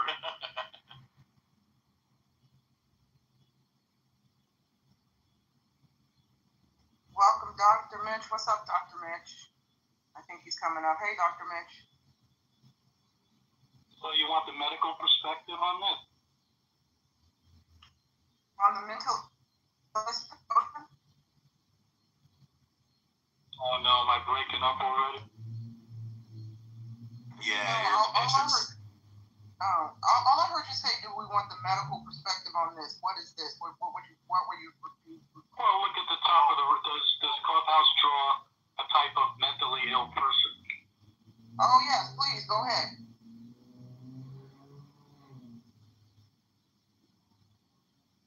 God, I don't even know where to start on this. Okay, the first thing I'll say is it's not good to make generalities, right? Because that's a very wide net, so it's kind of hard to answer the question. But somebody who is truly mentally ill probably doesn't even know it. They're not going to tell you anyway. Certainly, a narcissist or a psychopath is not going to say, "Yeah, I'm a lunatic." Fair. Never, Pepe. That's the point. Yeah. No. That's actually how you know you're not a psychopath, because you think you are one. I don't know. My friend Serenity Serendipity. She actually is the only rational person on Clubhouse. Well, I don't know. It's like when you look at all of those cluster B traits, like when it comes. I mean, I do have like ADHD, and I don't know. Was the COVID pandemic the reason? Yeah, I wouldn't have been online. Period. Like I didn't do social media shit where I talked to strangers until like 5 years ago. Otherwise, I literally had zero interest in expressing myself online or talking to people. I started on a mom app, and then a bunch of us migrated over here, and I just never went back to. Oh, the drama can get nasty, but yeah, the rooms just yeah, no. Trolling is a participation sport.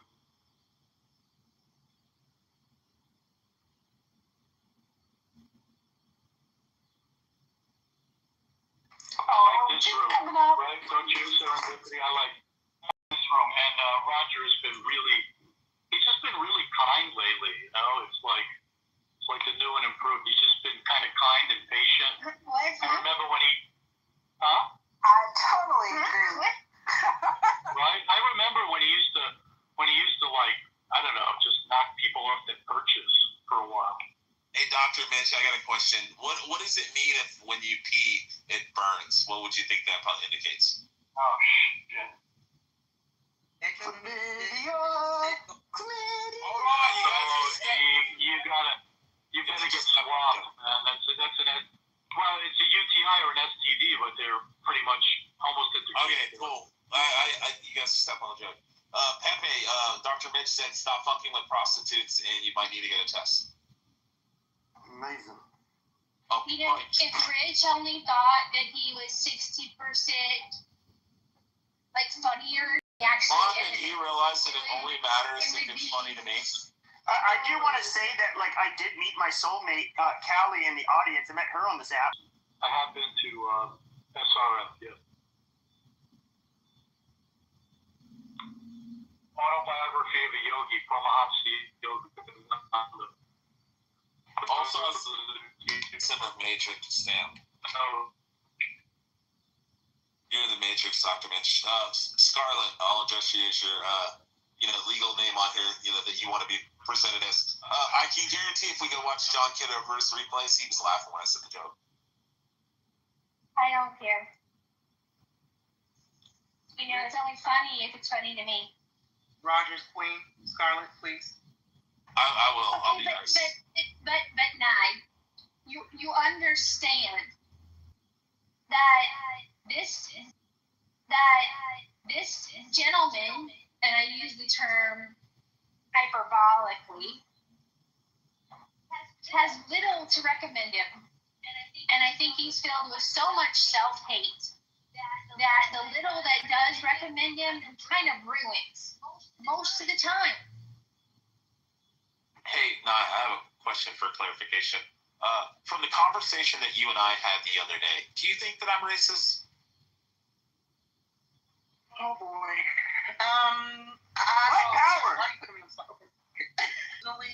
I don't know how you get down in your personal. From what you've gathered from our conversation the other day. But from what I gathered from our conversation, some of y'all are gonna hate me for saying this. I don't think you're racist. But I also don't. I'm an asshole, right? Racist either. Oh, I don't either. I was think just you're very messy. I think you're very messy. I think you know how to manipulate. You're a master manipulator, and I'm not. There's no judgment. I think you know how to stir the shit in rooms that you go in. I know go into it, but you said something to me that that's why. Basically, you said something that has bothered me, and we'll just leave it at that. And so, to answer your question, I don't think you're racist. I understood your point of view. It does not necessarily mean I agree with it, but I understood your point of view. But I also say this though, Rich, when you were called out on that stage that day, you initially lied and said, if memory serves me correctly, you initially lied and said you didn't use the N-word, et cetera, and then later on admitted that you. So you have to stand on business, sir.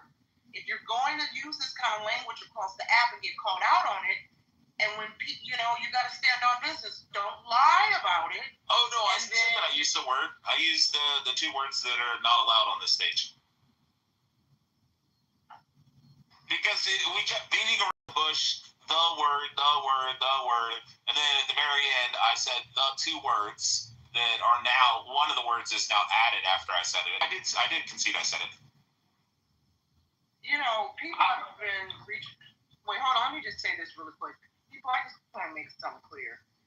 People have been reaching out to me for a hot minute now about me being in JB's space, me being in Mojo's space as the black girl, me being, talking to Monica, the N-word, when white folks use the N-word. Y'all, let me just say this. I've been on this app for I don't know how many years, okay? And I'm not going to say I'm desensitized to the word, but I can't get triggered every time white folks use the N-word and then get on spaces with black people and smile and kiki and titi in their face. I said in JB's room previously, I'll repeat it here. I'm a Capricorn and I'm Generation X. And if y'all don't know what that means I don't give a fuck about what y'all be talking about. You dig? So, no, I'm not going to be triggered about folks using the N-word. I've heard worse. No, I'm not going to stop speaking to certain people because if you're not directing the hate towards me, I really don't care, right? Because I know how a lot of people on this app, your characters, we like to say things for shock value. Lord knows I do. And first of all, I would be kind of hypocritical because anybody's been in my Saturday entertainment room. I offend everyone equally, right? So I'm pretty tame in Mojo's room. My room, I talk hella shit about everyone. And by everyone, I'm not talking about anybody on this app. I have very strong, spicy opinions. I drop the N-word and all kinds of words, right? So, like I said last night, my mother said, and I'll land here, my mother said, Black people stole the N-word from the white man and have made it internationally famous, and we profited off the N-word through our music and art, and we owe the white man money for stealing his word. Why would I get mad at the white folks for using it? I know y'all don't want to hear me say that. I'm not saying the word is cool. I'm not saying it's okay to use the N-word. I'm not saying that. I'm just saying I can't get triggered every time I'm on Clubhouse and I get a back end about so-and-so said the N-word. And I don't give a fuck. And half the people who are in my back end complaining to me about white folks using the N-word sit in black spaces where black people talk shit about black people all day and put down black women all day and call each other the N-word all day, right? So don't now come to me about the same shit you're not sitting in other rooms and entertain and give a pass to it because black folks are saying it. If you're going to be outraged about it, keep it consistent across all rooms. And I'll say that. I knew I liked you, Nye, because I'm a Capricorn too. So you're saying it's cultural appropriation? Is that what you're saying, Nye? That is called that black folks have culturally appropriated the word for white folks? Yes. According to my mother, yes. I had never thought about that until Mom said it. And I said, you know what? It tickled me pink. Okay? And I said, I agree with you 100%. These ninjas owe the white man money. Pay the white man his money for stealing his word. Y'all talk about you stole the word and made it a term of endearment. Well, the white man said he wants to use his word. Shit, now he's checking in with black folks on social media to see if it's okay. I think one of the things he probably take contention the other day before talking was that I use it as a tool to attack people whenever they attack me. I use it as a bludgeon tool. So yeah, I mean, and Hakeem, if he were here right now, I know verbatim what he would say. You wouldn't say that because you don't say that in real life because there's consequences. No, in real life, I don't say that word. But when I'm on Clubhouse and somebody's telling me they're gonna murder my friggin' wife and kid, You're just being provocative because you think it's funny. Well, I got a question. Should someone being or not being a racist be an absolute metric on whether or not they are a good or bad person? In other words, if someone's a racist, then they are bad, completely a bad person, and that's it. That's no other values or metrics can be used on the person. Alan, you know that everything is a gradient. There are no absolutes, right? There's no absolute. Being a racist doesn't make you absolutely horrible. I don't think that's a good question. Well, if you don't think it's a good question, why were you the first one to jump up and answer? Because I knew the answer. That's why. Because you knew the answer? Well, I know that you appointed yourself the judge and jury on what is or is not a good question. But I don't know, maybe somebody else wants to answer, and we don't need to hear your opinion on what is or is not a good question. I think to Dr. Mitch's point, Alan, for example, Messi. Nye has already acknowledged, and I agree with her, I don't believe that Messi Clown is racist. Do I think that he can weaponize it and use it to his advantage and do things that are racist, yeah, but I don't necessarily think he is a racist. So I think to say, well, if someone's racist, does that make them a bad person? Is people can do racist things, but in their heart, maybe not really be. Am I making any sense? Yeah, I understand. Well, let's take it one step further. If we determine that someone is a racist, and we determine that by whether or not they use the N-word, does that person then deserve to be beaten? Yes. All of the news. Very hardly. I would like to address and congratulate and wish a happy clubhouse anniversary to MG. It is your clubhouse anniversary. No one said shit. I wanted to address MG and say, happy clubhouse anniversary, girl. Appreciate you. You alive. I told her happy clubhouse anniversary in chat. She sure Hell yeah. Yeah, the acknowledgements. What's up? Yeah. Dawn, Yeah, appreciate you. her left pinky toe needs cleaning too. You've got the right one. Wash thoroughly. Thank you. Alan, just to answer your question really quick, look, I don't want to be around racists. I think it's just weird. I don't, this is not my reality. But again, I'm Ethiopian. I married a white man. I have biracial children. My friends, I have a lot of Jewish friends. I don't know. I have a lot of girlfriends, black, homegirls. So I get that I'm the anomaly. But this is not my reality. I think it's weird. So can I? Yeah, but I didn't ask if you wanted to be on the app. I asked if they are good or bad people. I would, in my opinion, I would judge them as bad people. In my opinion. Okay. Can I just let me weigh in really quick? I'll try to be really quick with this. Alan, when you asked that question, it made me think about when I was living in LA for 20 years. Okay, and I can't tell you how startled I was. And this is hand to Bible truth, y'all. I'm not making this up.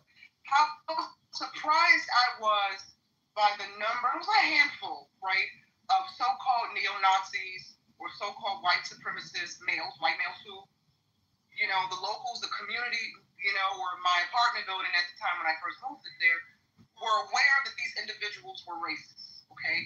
But my encounters with them were always pleasant, always kind, never racist, never hateful, right? I had a roommate once that dated a guy who was a neo-Nazi. Long story how that happened. When I met the bitch, she was a lesbian. When I moved in with her, she was a bisexual dating a black man. But at the time I moved out, she was dating a neo-Nazi. Case in and of itself. And so he was cool as shit. Sometimes we would go have coffee, right? So you ask if they're racist, are they good people? If they're racist, does it mean that they are or not good people? Ellen, I don't know. I can just say from my experience dealing with a handful of so-called neo-Nazis in LA and North Hollywood that I quote-unquote befriended, they always treated me with kindness and respect. We never engaged in hateful rhetoric. We never talked shit about other cultures and races. But when I would be around the community, meaning the neighbors and the locals, their experiences with these guys were completely different. So that's my response to your question. Not helpful, but just my personal lived experience. Yeah, well, I think that says judging from her dating history, it says more about her than anything else. But yeah, I get it. Do y'all remember Cardano on this app? Do y'all remember? Oh yeah. Okay. Yeah, right. Nah, did you ever meet Cardano? I don't know if this was before you were here or not, but yeah, I don't think I know Cardano. Okay, well, everyone knows how racist he is, and he's a huge anti-Semite, right? For whatever reason, he took a liking to me. He really liked me. He followed me. I would never follow him back because I think you're weird, and I think you're dangerous, and I think this, the stuff that you say in these rooms is it's disgusting. So, could we really ever trust these people? I can't trust you if you're racist. If you're openly saying the N-word, talking shit about Jews, we can't be friends. That's just my red line. And I'm not gonna let that pass. We can't fuck with each other. Because I just don't think you're a good person. Yeah, well, Cardano was interesting. He was famous because he came on as Cardano, and by the time he left the app, he was up to like Cardano 29. So, yeah, but the problem with Cardano was he was honest. That's all. He really wasn't. His best friends on the app were KP and Sid. Well, he was actually lost and confused. I don't think so. He did.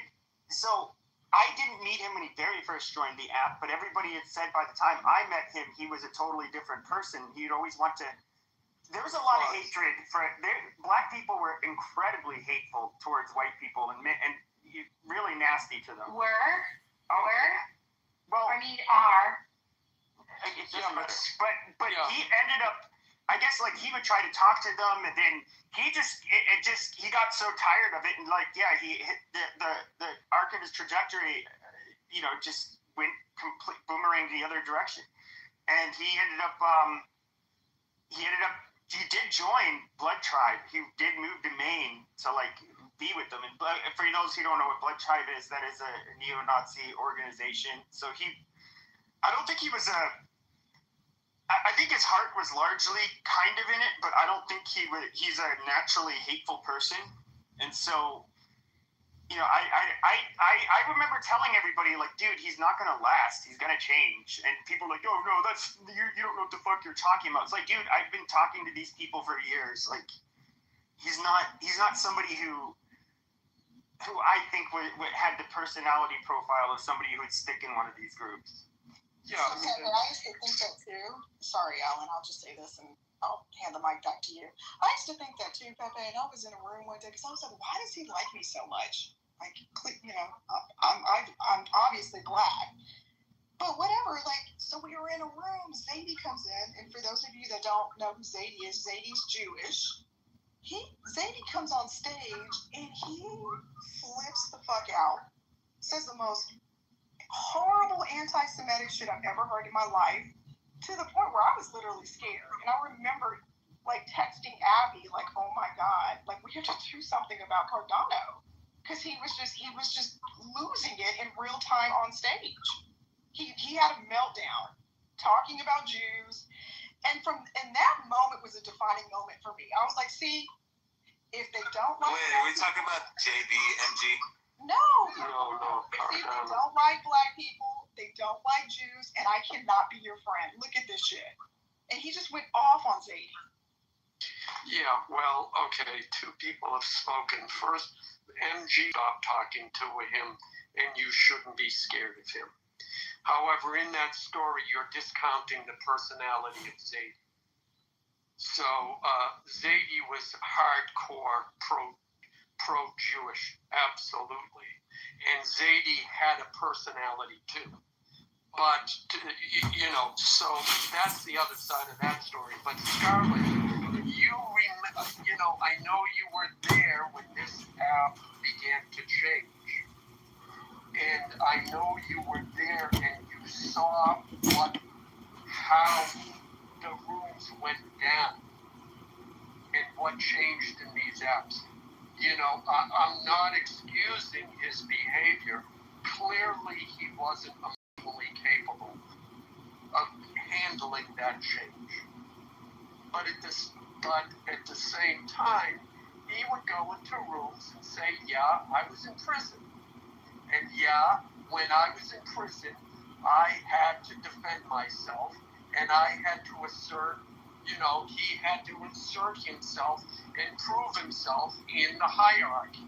So he said, yeah, if there was a guy that I knew I had to get into a fight with to prove he couldn't push me around, I would say the N-word to him, knowing he would fight me.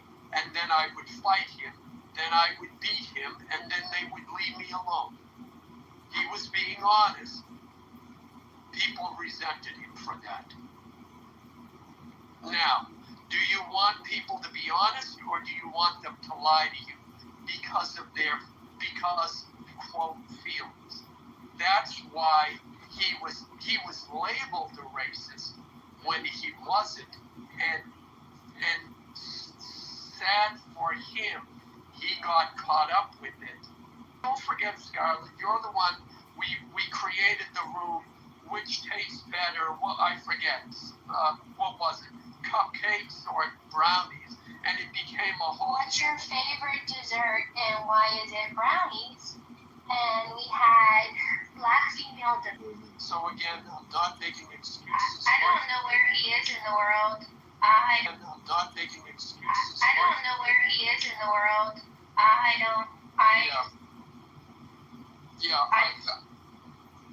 No, I'm sorry. I'm not making excuses for him. But, that's the context surrounding him. I would just say that there's a lot more context than just that. You got to remember that you're not always privy to everything that goes on. And to MT's point, he was not a person. That contributed to it, for sure.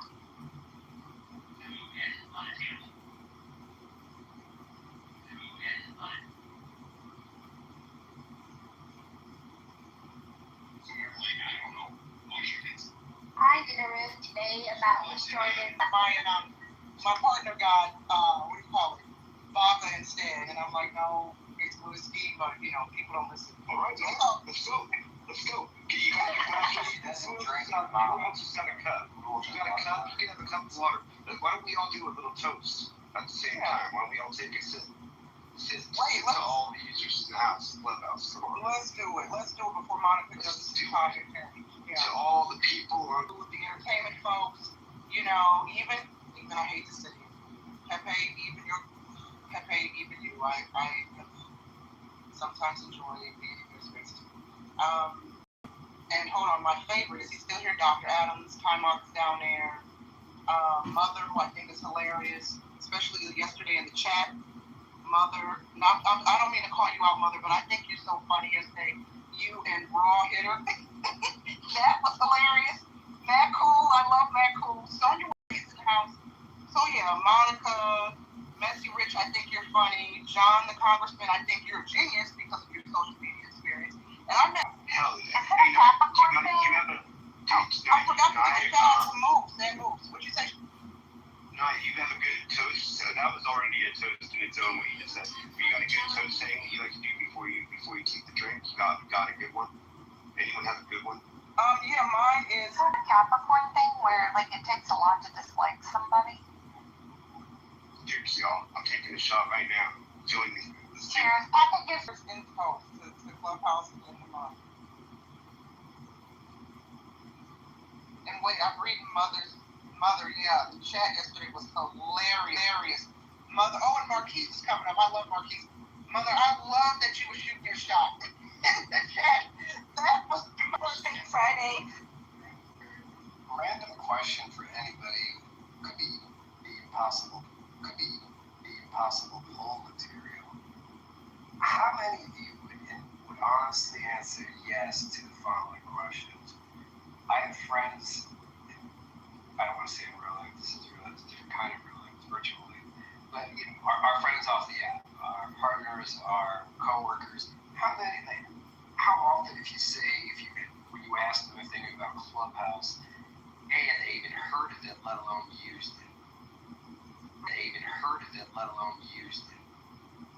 My husband never. My husband though had a couple friends come over. Okay, this is really embarrassing. And good men, hardworking men, just old friends, and we're hanging out. And I'm just old friends, and we're hanging out. And I'm just like, I was talking about Clubhouse. I said, hey, let me introduce you to some people I know that. From now on forever, because they were like, I really don't know what you're doing. Like, are you okay? Like, they both asked me, like, are you okay? Like, you go on this thing and you just talk to people, and they listen to you, and you listen to them. I tell all my friends, go get a tiger. Yeah, I have to support that. I mean, I don't know. There's something that you for no reason. Like, that makes me think, like, first of all, horrible thoughts, but also it's really, like, first of all, horrible thoughts, but also it's really sad and insulting and demeaning, criticizing people like so disgustingly, like obsessively. I mean, in the middle of discussion, of course, you know, you could go, but I mean, like, completely unprovoked, and nobody says anything to this guy, and that's why he continues to do what he does. And I think, like, if we weren't mental, I mean, if anybody, if we were out in a red area, like in real life, and someone started saying that to somebody, everybody would be like, whoa, like, calm down. Here, everybody just, like, I think, well, I'm not gonna, no, I shouldn't. I think, well, I'm not gonna, no, I shouldn't say universal, but it's very, very rare that anybody pushes back. And what happened when one pushes back? This is, Monica, you're the only, I mean, you and I already have, you know, we know. But I'm talking about if there was multiple people, like, even if 2 or 3, Mike, like, he's gonna get it, like, okay, yeah, this isn't popular, I'm gonna stop doing this. But people don't want to do that, and I don't understand why. I don't even know if people understood. Hold on, Sean. Hold on, man. Come on. I don't even know if people heard what he said today. You see these white people like Pepe and Monica at the Dollar General or wherever, and they're buying their white sheets. You go ahead and murk them. You murk them. Yeah, I heard that. And from what I understand, my name in it? murk means murder, right? No, did he say? What they tolerate, and he's tolerated. Now I believe he has me blocked. Was he modded in the afternoon room? Yeah, no. Okay, because I couldn't get in the afternoon room. I went to the house, and the house should have the rooms because the house shows the rooms. At some point, he was modded. Sean, thank you. I appreciate that. You're very sweet. Yeah, Flora's very cool. She's a better person than I am. But I also, I don't want to take away from that, Sean. I can't even hate him because he's just transparent about what can't even hate him because he's just transparent about what he's trying to do. He writes in the chat, yeah, because I wasn't even in the room. He's trying to do. He writes in the chat, yeah, because I wasn't even in the room yet. Obviously, because I had to scroll. Group chat going with other Clubhouse users on my cell phone, and I'm going to make available a recording of all his death threats from, I believe, 2 days ago. 2 days ago. I'm going to file a civil slander and libel lawsuit against him. Are you really going to do that, John? Yeah, we've got $1,000 in the campaign account right now. We're going to get a lawyer in Minnesota where he lives and have him sued for slander and libel, and maybe make $100,000 or $50,000 and use that money for the campaign. Do it. I support it. Do it. I support it. Now, I noticed Brad left the stage a while ago. Did he leave?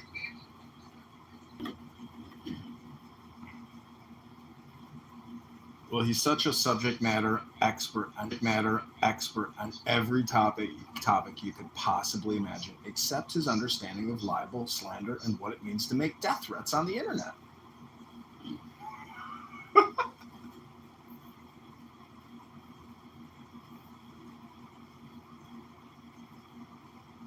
Just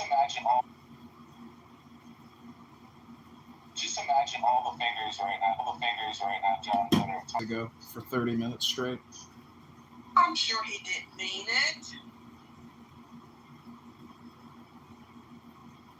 They're in Washington right now. Oh no, they're in field offices all around the country, and you know, people who come on social audio chat apps and make death threats are probably on their priority list. I don't think he meant it. I don't think he meant it at all. You think he's just having a stressful day? Oh no, that's like cheated court. So if you don't have anything recorded, that's going to be fair. I usually do that. Just if you, I mean. Hold on, John. Moose had Brad's dick shoved down his throat. What were his? Yeah, I think for some reason I think maybe one more time because he'll know that you don't like that, and then maybe he won't do it again, and he'll stop. That'll never happen. Fine, that'll never, ever happen. That'll never happen. Then did you flag him? Did you flag a speaker in the app? That's your backup witness, and they'd have to give your word against his. I know I'm in. Oh, go ahead. Yeah, flag a speaker.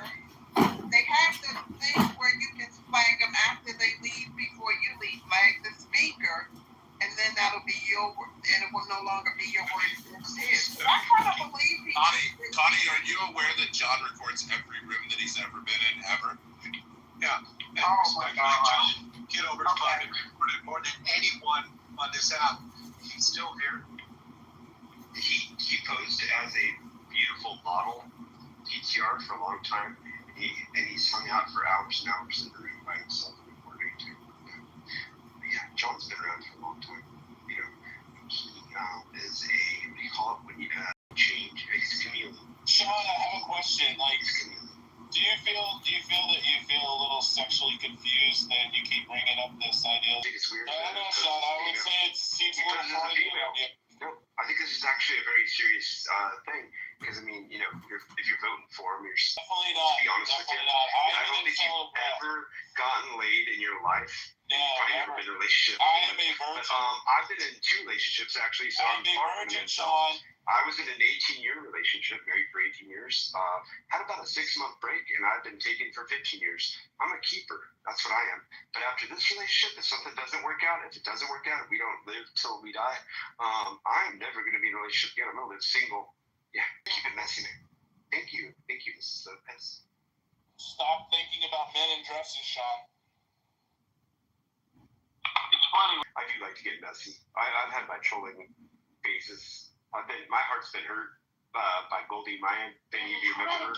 She was one that faked, possibly. I'm not saying you're. I totally get it when you guys drag on me for. You might not remember the history. If you've been on this app long enough, most of us have been on this app for a very long time. Don't shoot the messenger. It's fine. She read right here. Well, hey, keep that shit private. Keep this. Hey, no disrespect. I just really didn't understand what you were saying. I don't know who moved you down, but probably because we don't understand what you were saying. And English is, America first, English first. America is full. Sorry. America's not one of the rules. That's just Nye's rule. America first, English first. No disrespect, sir. MD has a great question in the chat if we're ready to switch the poll. Okay, let's see. Life in the real world. That's right. He's being in the moment. He's not in the clubhouse streets, but he has a life outside his house. Don't I wish? Like, let me stop. I have PTSD after yesterday's room, and I have PTSD because I'm not going to name the person, but somebody who frequents this house, who is often a moderator, nobody is right now, who's called me a bitch twice for no apparent reason. And as far as I know, we have no beef. This individual is hilarious, very intelligent, articulate, just a brilliant mind. I have a lot of respect for this person, despite this 69. So, but I'm not have no beef with this person. I admire this person. They claim that it's all in fun, usually. But it kind of haunts me, because I'm like, what did I do to you, sir? Anyway, it must be something that, you don't have a rest or you don't put out, It must be a clubhouse tactic, because, I was trying to be a good friend and respond to all the pings and go into people's rooms. And I left so disheartened, like, I can't believe they're going to settle for that. No. I can't believe it. It stressed me out so bad, I fell asleep as soon as I laid down. And very seldom do I do that, because I have sleep apnea. So it's not really PTSD as far as when my brain is going to turn off. It's just, you'll get a little bit of sleep apnea. And when you come into the messy rooms, it helps you sleep. Maybe this is a cure. No, but I felt bad about it, though. I mean, heroin also makes you late. Almost got to work late. Yeah, heroin. I got a parking ticket because rich. A parking ticket is $40. I'm like, oh my God, I'm lazy. I got to park in the employee parking lot to sleep organically. And so, Connie, I gotta get on the sleep apnea machine. I'm gonna get a sleep test because I've been snoring. This is my girlfriend off like crazy. It's in my family too. It ain't even weight related. I thought it was weight related because I thought they were picking on me too. And on it for a couple of years is they had to change the pressure and get rid of a no good sleep machine. And so the pressure would go up 18, 15. You're good if you have like less than 5 episodes or. Love to die in my sleep, but Elsa, your dog is so But I want to say, Connie, Team Darth Vader sleepers, okay? Team Darth Vader sleepers all day long. Can you guys hear me? Yeah, go ahead. No pockets. Okay, because I just want to clear up something. Who told the story of the person they don't want to name that was being very disrespectful? Who told that? Was that N. I thought it was me. Yeah, Poppy told me. Because Connie started talking, and then I got confused. I was like, I was just corroborating Nye to let her.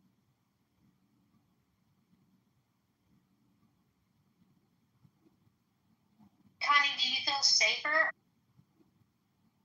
Connie, do you feel safer or less safe with the National Guard there? Abducted so many kids in DC that they had to close down the schools, and then they revamped them, got them out and opened them up as charter schools. So they did a lot of shit, and it didn't get to the media, but Big Brother, Uncle Sam or whatever, he's always watching. So, and she don't know how to legislate. She's a bully. She will, she don't like what one of y'all say in the room. She will personally come down and try to kick your ass. She's the type of person she is. She will use her power to step on you like a roach. Wait, that's Maria Bowser? Yeah. Yeah. So that's the only person who could fuck with her was Trump. Because he don't care. Wearing a tie? Yeah, well, they asked her what. Yeah, well, no, it isn't. And they asked her. At work, finishing up my time and attendance sheet, and I kept scrolling back. I'm like, and the mayor, to her credit, jumped in, and made her go back. Huey and Dewey. Yeah. They were like, you know what it is? She knew what the chain of command. She's a lawyer. It's too much. Somebody keeps trying to come up. Do 111. I don't know. Broad base of people that you can talk to, and you can see. I think that would be a good question, but approach Congress. Just want to scream into the mic and want to do all of this nonsense. I've noticed that a lot. Entertainment, yeah. I like to come in for knowledge, or sometimes I give out knowledge that I had a hard time learning, and so I don't want nobody to, I'm real passionate about that. I don't want nobody to do it to look at the Moors. And I was like, well, I really don't care for that. But I said, so they were talking about indigenous children had been brainwashed. So it was clickbait because they never said anything about anybody's children. But, like that. And that's what really put me to sleep last night, because I was like, oh my God, I can't believe it. But there's a silver sometimes. But that particular YouTube live stream was like a double-edged sword. I yield my mic. Especially certain people on the stage. Okay. I want to. Dr. Mitch said triggers. Yeah. Individual. I know he could be pretty spicy and sassy and disrespectful at times. But I don't. And when he was talking about a certain woman's vajayjay the other day, I didn't think that was cool. But it's sometimes hard. When you're, but yeah, so I don't know. I don't know. Speaking of Dr. Mitch's, do we have triggers? My triggers are the anti-black rooms. I hate them on this app. Instead of just avoiding those rooms or blocking the people that triggers them, I think that some of them like it. I think y'all like being triggered. And by the way, y'all, if you ping me about coming right then and there, you know, like that. Even when I fell asleep last night, the first thing I did when I got up was coming to you all's early morning vibration room. You know, like that, because I was like, you know, I remembered when I woke up that I didn't make it right after the last thing. But so I don't like it, you know, when you have people that are, where a lady was doing a dissertation and they were fake cosplaying as what West talking. She said, don't go in any more black rooms. And I'm sitting here like, why would you say that? 95% You can't of black take folks. your shit off for people either. Wait, hold on. Go ahead, Mama. 95% of black folks on this app they're not intelligent. It just means they have a way of communicating, right? Some of them are intelligent, but for the most part, they communicate through anger and It's definitely ratchet, and I'm one of the most ratchet. So there you go. But, we know. David Duchovny is a friend. Who fanatics? So if you know, I'm just giving who fanatics. So if you know, I'm just giving. Oh, you know, before my mentor died, he said he could get a autograph for my son, and Doctor Who is Scottish too. But if I'm not sure, I think he was going to go through Michael Jackson's executor, McLean, to you know, the little Scottish connection to get it for him. I don't know. I'll definitely get you one. Which one though? Because there have been 4. No, the original. The last, the Scottish. That last one. Because they morph into different things. Yeah, I know. Different things, but the very one that they come out of. You must be thinking of 12. I forget his name. 10 was David Tennant. Matt Smith was 11. And I think it was David Tennant. No, Dave. Oh, you're right. He's my favorite. Yeah, so if I push that button, I'll get you yours too. I just, you know. Luckily, I've had the pleasure of interviewing David Tennant. You did? Yeah. You did. Okay, so you don't need that one. I wouldn't mind an autograph. Do all the things I like to do, and I used to do a ton of Scottish things, you know, but I didn't do it, you know, once he died.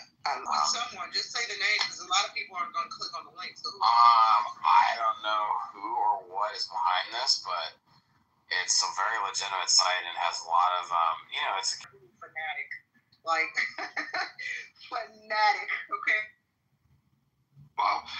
Before I go anywhere. And I don't say it. In such a magnificent way. For people who don't know MG, she is one of the most beautiful, if not the most beautiful individual on Clubhouse. People should be following her. She's not just beautiful on the outside, she's beautiful on the inside. I'm gonna mute him. She's an angel. She's an angel. I have never seen. What's going on? Like, I'm sitting. Here we go. We can move on. You asked for it. Yeah, it sounds like he's making a move. So. I have no fun, but I need to finish off here. You can do it in the back. I don't want to go on here. I just want to make this really clear. This is not shooting my shot. MG is a very happily married woman who I have a lot of respect for. So I think very differently. I go about things very differently. I'm an artist, so most artists I think Beth, she couldn't quite get it. No, you're talking about the education room, right? Yeah, exactly. 100%. I got exactly what you were saying.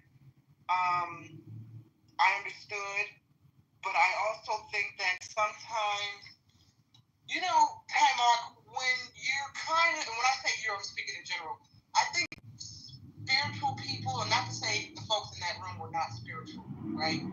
I just think when you, that room were not spiritual, right? I just think when you kind of approach, when your outlook on life, spirit, or destroy the spirit. If you don't understand that, this is just my interpretation. If you don't understand that, then what you were saying in that space would not make sense to people who don't understand that. You know? Right. Well, what I was alluding to, however, there is meditation involved. There is breaking down brainwave patterns and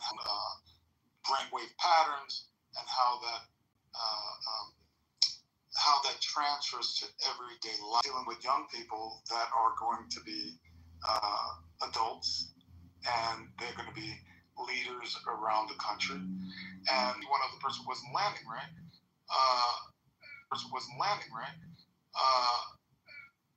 Maybe I would have to say how that works in a day-to-day classroom. The thing was, I'm not the one delivering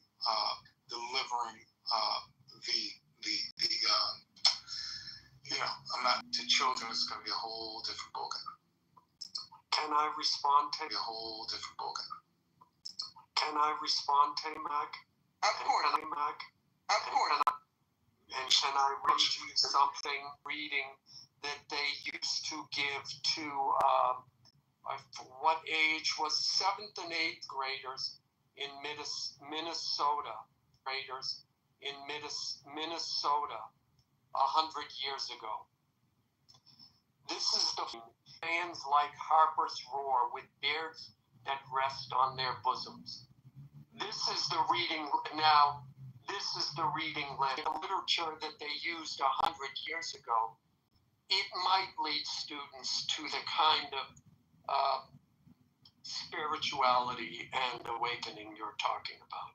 Well, I was saying, spirituality, and I understand why she brought that up, but it's demystifying the mystical, right? The yogis, right? The chakras, the kundalini, is demystifying it, making it very, very simple. It's a practice, and traumas are held in the bottom 3 chakras. So everybody's dealt with a certain amount of traumas, and this is all factual. Right? And there's breath work, things like this that release those traumas, and extraordinary things happen. Now, children might be going through some trauma, but adults, it's really stuffed down there, right? With children, it's fairly new because they're still children.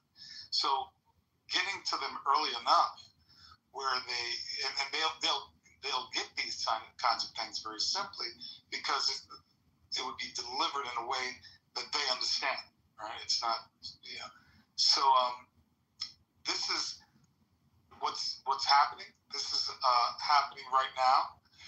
The first pilot program starting here in New York. So there'll be 2-day retreat.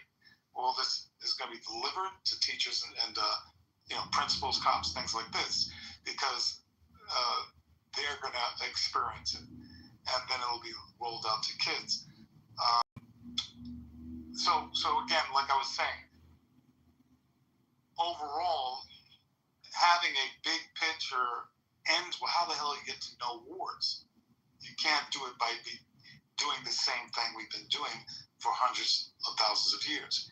You have to create a new culture of humans, a new environment. And it's not going to be exclusive of anything as far as religious, right? Because you can be religion, keep religion, but this is science. Your brainwave patterns, right? So when you're you lower those brainwave patterns, right? Like right now, you're in a low beta wave pattern. The more you lower it, the more suggestive your subconscious is. And your subconscious rules your patterns.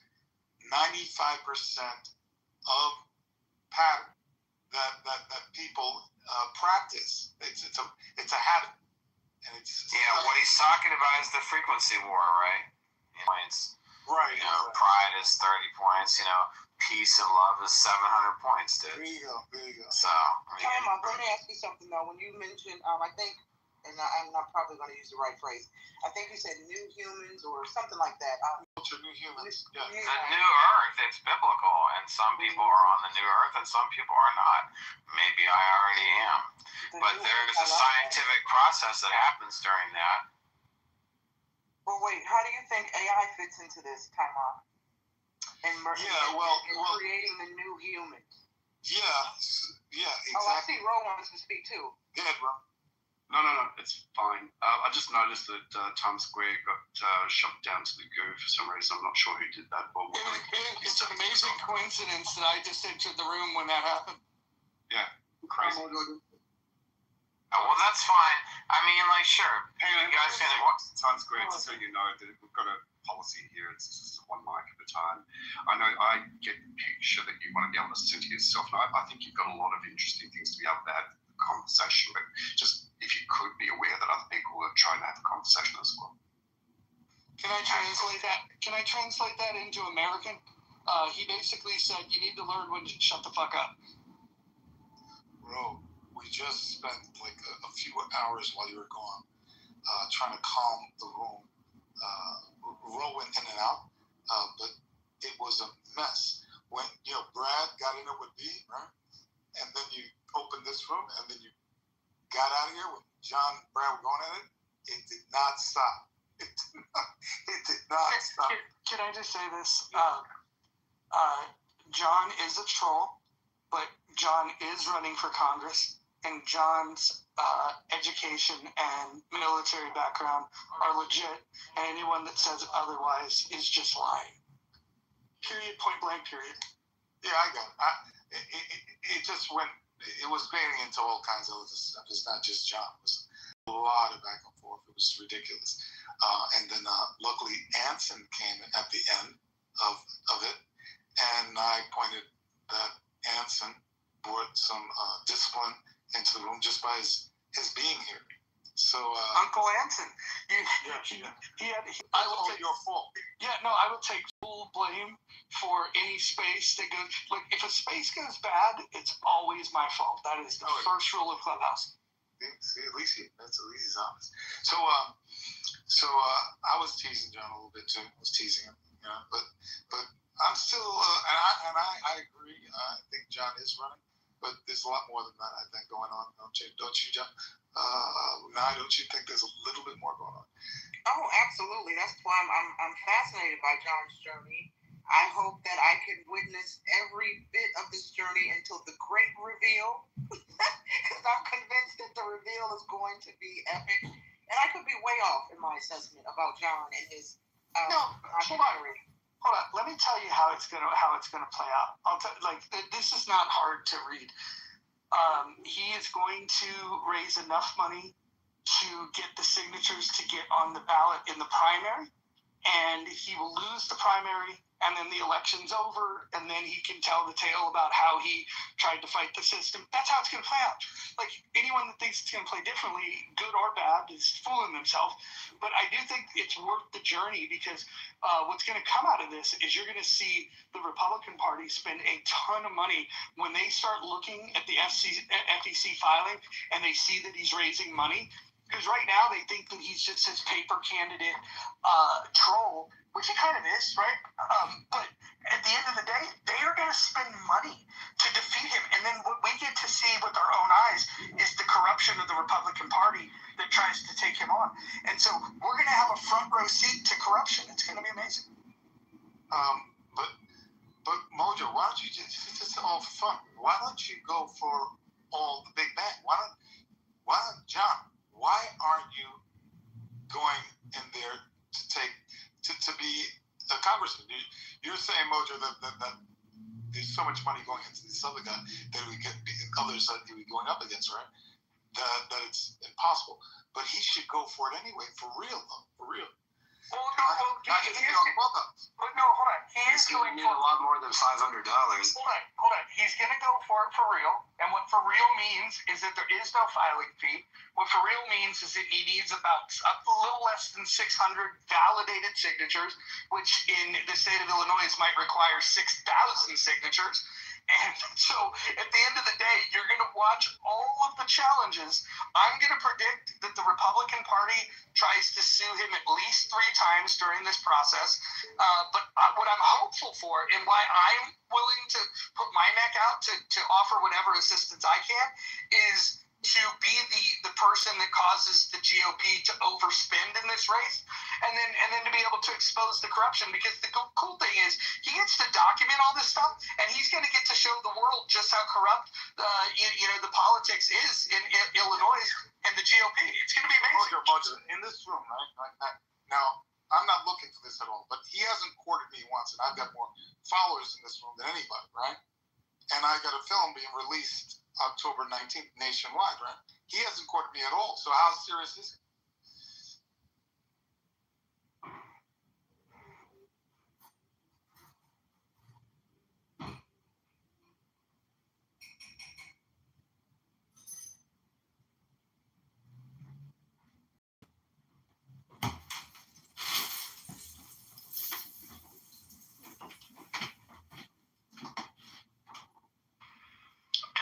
You said you have films? I have a film being re-released actually. I did a film when I was very young, and it's being re-released as a celebration anniversary nationwide, October 19th for a week. Myth, are you familiar with the great classic, The Last Dragon? Or are you too young to remember that movie? Let me look it up and see if anything visually jogs my memory or reading about it. Was that the one that The knight finds the egg and then he hides it under the cellar? Is that, or am I thinking of Dragon Heart? Lord today. The dragon and the eggs. No, you're way off course. Jesus. That wasn't me. That was Marquise. Oh, that was Marquise. That's slander, Knight. Sorry. Anyway, so earlier before you came in, I was talking about that. We got, she said yes, but there's some gaps in something. And the night where I'm spiritual, maybe you might look at it as spiritual, so it didn't land with that, maybe 1 or 2 others. So I'm trying to find a way, because I've been living completely different than a lot of people, so it's almost like I forgot how to talk to normal people. And so I attempted to explain a little bit about Dr. Joseph Dispenza's work and how to incorporate it into the school systems. And this is what I'm going to start in October. And things like, knowing your brainwave patterns, knowing when you take deep breaths in a certain pattern, that you bring your heartbeat, you bring your brainwave patterns down, and brainwaves down, and you're in a relaxed state, basically in a triggered state, right? There's all kinds of techniques and things like this, making the mystical, demystifying the mystical, and things about the brain, how the prefrontal cortex is like the general, it tells everything else in every other part of the brain, and obviously the body, what we're doing, what's going to go on, and the pituitary gland, how it has a pharmacy of medicine, naturally,